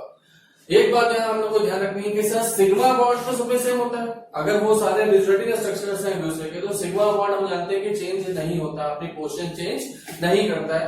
केवल पाई बॉन्ड ही है जो कि सर घूम रहा है जो। ठीक, पाई बॉन्ड है जो कि घूम रहा है, तो उस पाई बॉन्ड को हमें ध्यान रखना है कि सर वो पाई बॉन्ड भी हम काउंट कर सकते हैं अगर हम कोवेलेंट बॉन्ड काउंट कर रहे हैं तो, क्योंकि हमारा सिग्मा बॉन्ड तो सब में क्या रहेगा, सेम रहेगा। लेकिन फिर भी प्रिकॉशनरी हम लोग जितने भी बॉन्ड होंगे उनको सबको काउंट करके चलेंगे। हो सकता है कि कहीं वो गलत स्ट्रक्चर बनाया हो जिसमें कि सिग्मा बॉन्ड को भी उसने चेंज कर दिया हो या हटा दिया हो, तो इस बात का हमें ध्यान रखना पड़ेगा। तो structure having more covalent bond is more stable, ये चौथा है। फिर उसके बाद सॉरी तीसरा रूल है। चौथा रूल क्या होता है कि अगर हमें कहीं चार्ज क्रिएट करना है, चार्ज क्रिएशन या इसी को हम लोग बोलते हैं सेपरेशन, ये जो है रिक्वायर करेगा क्या, energy. Charge separation require energy. अब अगर कोई एनर्जी रिक्वायर कर रहा है, जैसा कि अभी हमने पहले बताया आपको कि यहां हमने चार्ज सेपरेशन किया तो ये रिक्वायर एनर्जी, तो इससे स्टेबिलिटी क्या होगी, बढ़ेगी या घटेगी, ये लेस स्टेबल हो जाएगा। ठीक है, चार्ज सेपरेशन से या चार्ज क्रिएशन से जो कि एनर्जी रिक्वायर करता है तो उसकी स्टेबिलिटी क्या हो जाएगी, कम हो जाएगी। ये बात ध्यान रखना है हम लोग को कि दो एडजेसेंट कार्बन है जिसपे पॉजिटिव चार्ज है, या दो एडजेसेंट कार्बन है जिसपे नेगेटिव चार्ज है, या दो एडजेसेंट एटम है जिनपे पॉजिटिव और नेगेटिव चार्ज है, तो ये सब अनस्टेबल होता है, ये सब अनस्टेबल होता है। ठीक, लेकिन अगर हमारा कार्बन से अटैच ऑक्सीजन हो जाए या कार्बन से अटैच नाइट्रोजन हो जाए, उसके ऊपर पॉजिटिव है नेगेटिव है, तो ये तो स्टेबल है। अभी हम लोगों ने देखा कि ऑक्टेट कंप्लीट हो तो ये एटम पॉजिटिव नेगेटिव रख सकते हैं और वो कार्बन से अटैच है तो भी वो स्टेबल है। तो यानी इनमें ये रूल नहीं लगाना है, रूल नॉट अप्लाइड, ठीक है, नॉट एप्लीकेबल। ठीक है, इनके केस में रूल एप्लीकेबल नहीं होगा। दोनों नॉन कार्बन एटम हो जाए या एक कार्बन दूसरा नॉन कार्बन एटम हो जाए तो उसमें ये रूल एप्लीकेबल नहीं होगा। कार्बन कार्बन के केस में ये रूल एप्लीकेबल होता है, लाइक और अनलाइक चार्जेस वाला। ठीक है, तो चार रूल हम लोग हो गए कि non polar structure is more stable than dipolar structure, it is structure in which all the atom having complete octet is more stable. Structure जिसमें ज्यादा कोवेलेंट बॉन्ड हो वो ज्यादा स्टेबल होगा। और चार्ज क्रिएशन से या सेपरेशन से अब इसके बाद जो पांचवा रूल है हम लोग का वो क्या है कि हाई इलेक्ट्रोनेगेटिव एटम अगर कोई है हमारे पास तो उसके ऊपर नेगेटिव चार्ज जो होगा वो मोर स्टेबल होगा। ठीक है, तो ये हम लोग को ध्यान रखना है। थोड़ा सा पीरियोडिक टेबल में इलेक्ट्रोनेगेटिविटी पे हमें ध्यान होनी चाहिए कि हाई इलेक्ट्रोनेगेटिव एटम जो है उनके ऊपर नेगेटिव चार्ज बहुत स्टेबल होगा और लेस इलेक्ट्रोनेगेटिव एटम के ऊपर क्या होना चाहिए बेटा, फिर लेस इलेक्ट्रोनेगेटिव एटम के ऊपर पॉजिटिव चार्ज जो है वो क्या होगा, मोर स्टेबल होगा। तो हाई इलेक्ट्रोनेगेटिव एटम के ऊपर नेगेटिव चार्ज और लेस इलेक्ट्रोनेगेटिव एटम के ऊपर पॉजिटिव चार्ज अगर है तो वो ज्यादा स्टेबल है, इसका उल्टा है तो वो अनस्टेबल हो जाएगा। उसके बाद आता है कि equivalent resonating structure, equivalent resonating structures are more stable. तो ये चीज हम लोग को ध्यान रखना पड़ेगा। इक्विवेलेंट रेजोनेटिंग स्ट्रक्चर कैसे, क्या मतलब है सर, इस बात का क्या मतलब है? तो इसको हम समझते हैं जैसे बेंजीन का दो रेजोनेटिंग स्ट्रक्चर जो हम लोग बनाते हैं वो कुछ इस तरीके से बनता है। अगर हम बीच में मिरर लगा दें, ठीक है, तो इमेज इसी तरह दिख रही है कि नहीं दिख रही है, बेंजीन का इमेज इसी तरह दिखेगा। तो ये हमारे दोनों स्ट्रक्चर्स आपस में क्या कहलाएंगे, इक्विवेलेंट रेजोनेटिंग स्ट्रक्चर कहलाएंगे। तो कहीं अगर ऐसा है कि मिरर इमेज लाइक स्ट्रक्चर बन रहा है तो उनकी स्टेबिलिटी ज्यादा होगी। जैसे दूसरे का एग्जांपल लेते हैं कि यहां पर हमने कर दिया CH2 पॉजिटिव और अब हम अपने पाई बॉन्ड को अगर यहां शिफ्ट करें तो अगला स्ट्रक्चर क्या बन जाएगा, CH2 सिंगल बॉन्ड CH2 यहां पॉजिटिव। देखो ये दोनों अगर हम बीच में मिरर लगा दें तो इमेज की तरह नहीं दिखाई दे रहा है, दिखाई दे रहा है। तो ये दोनों क्या हो गए, इक्वल RS हो जाएंगे और इनकी स्टेबिलिटी बाकियों से ज्यादा होगी जिनमें अभी ऑर्डर में डिसाइड नहीं किया गया। लेकिन इनके पहले वाले रूल से अगर आपने कुछ निकाल लिया है स्टेबिलिटी ऑर्डर तो उनकी स्टेबिलिटी ज्यादा होगी। ठीक है। अभी जिनमें डिसाइड नहीं हुआ है उनसे ये ज्यादा स्टेबल होंगे, इस बात को थोड़ा हमें ध्यान रखना होगा। क्या मैंने बोला ये बात कि अगर हमारे पास ABCD 4 स्ट्रक्चर है जिसमें A नॉन पोलर है तो वो तो ज्यादा स्टेबल हो गया। अब BCD जो है उनमें मान लो कि D वाले का ऑक्टेट कंप्लीट है तो वो ज्यादा स्टेबल हो गया। अब जो बचे B और C ये दोनों मिरर इमेज हैं और एग्जैक्टली एक ही से दिख रहे हैं तो इनकी स्टेबिलिटी आपस में बराबर होगी, ये चीज हमें ध्यान रखना है। देन उसके बाद फिर उसके नेक्स्ट जो रूल है कि greater the number of resonating structure, greater the number of resonating structure greater will be stability. ठीक है, तो ये भी एक क्राइटेरिया है, लेकिन ये क्राइटेरिया हम लोग को सबसे लास्ट में सोचना है कि जितने ज्यादा रेजोनेटिंग स्ट्रक्चर किसी कंपाउंड में बन रहे होंगे वो ज्यादा स्टेबल होगा as compare to other structure जिसमें स्टेबिलिटी कम है। जैसे इसके लिए एग्जांपल बता देते हैं कि हमारे पास सपोज करो कि ये है कि यहाँ पर CH2 है, उसके ऊपर पॉजिटिव चार्ज है। अगर हमने यहाँ एक पाई बॉन्ड कम कर दिया, फिर हमने एक पाई बॉन्ड और कम कर दिया, और फिर हमने एक पाई बॉन्ड और कम कर दिया, तो अब अगर आपसे पूछा जाए कि इनमें सबसे ज्यादा स्टेबल स्ट्रक्चर कौन सा होगा, तो ये वाले के ज्यादा RS बन रहे हैं तो ये ज्यादा स्टेबल है, इसके कम बन रहे हैं, इसके और कम बन रहे हैं, इसके और कम बन रहे हैं सर। लेकिन यहाँ पर अगर हम इनको आपस में कहें तो ये आपके क्या है, डिफरेंट कंपाउंड की तरह ट्रीट किए जाएंगे क्योंकि बॉन्डों की संख्या अलग अलग है इसमें। फिलहाल ये ज्यादा स्टेबल है, ये उससे कम, ये उससे कम।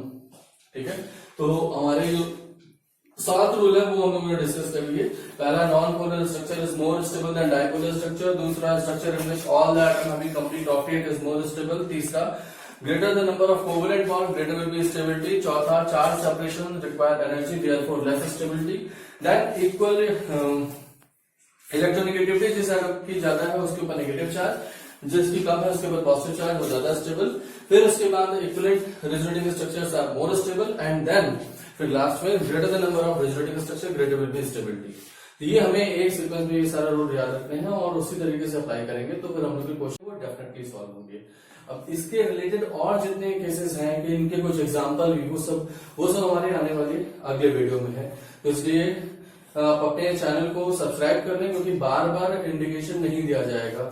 ठीक है, कि आपको पर्सनली लिंक भेज रहे हैं, कुछ बच्चे जो हमारे हैं उनको बार बार नहीं बोला जाएगा। अब आप सब्सक्राइब करेंगे तभी आपको वो लिंक अगला वाला मिलेगा कि कौन सा नया रिलीज किया गया है। तो इस बात को ध्यान रखें, हो जाएगा। अब इससे बेस्ड कुछ नहीं, काफी क्वेश्चन है जो मुझे करवाने हैं, जो ऑनलाइन ही मैं करवा सकता हूँ क्योंकि यहाँ पे मैं एकदम फ्री हूँ कि कुछ भी क्वेश्चन मैं करवा सकूँ। इसलिए आप लोग से गुजारिश है कि आप लोग इसको अच्छे से पढ़िए, समझिए और अपने एग्जाम के लिए और बढ़िया तैयारी कीजिए। Thank you very much.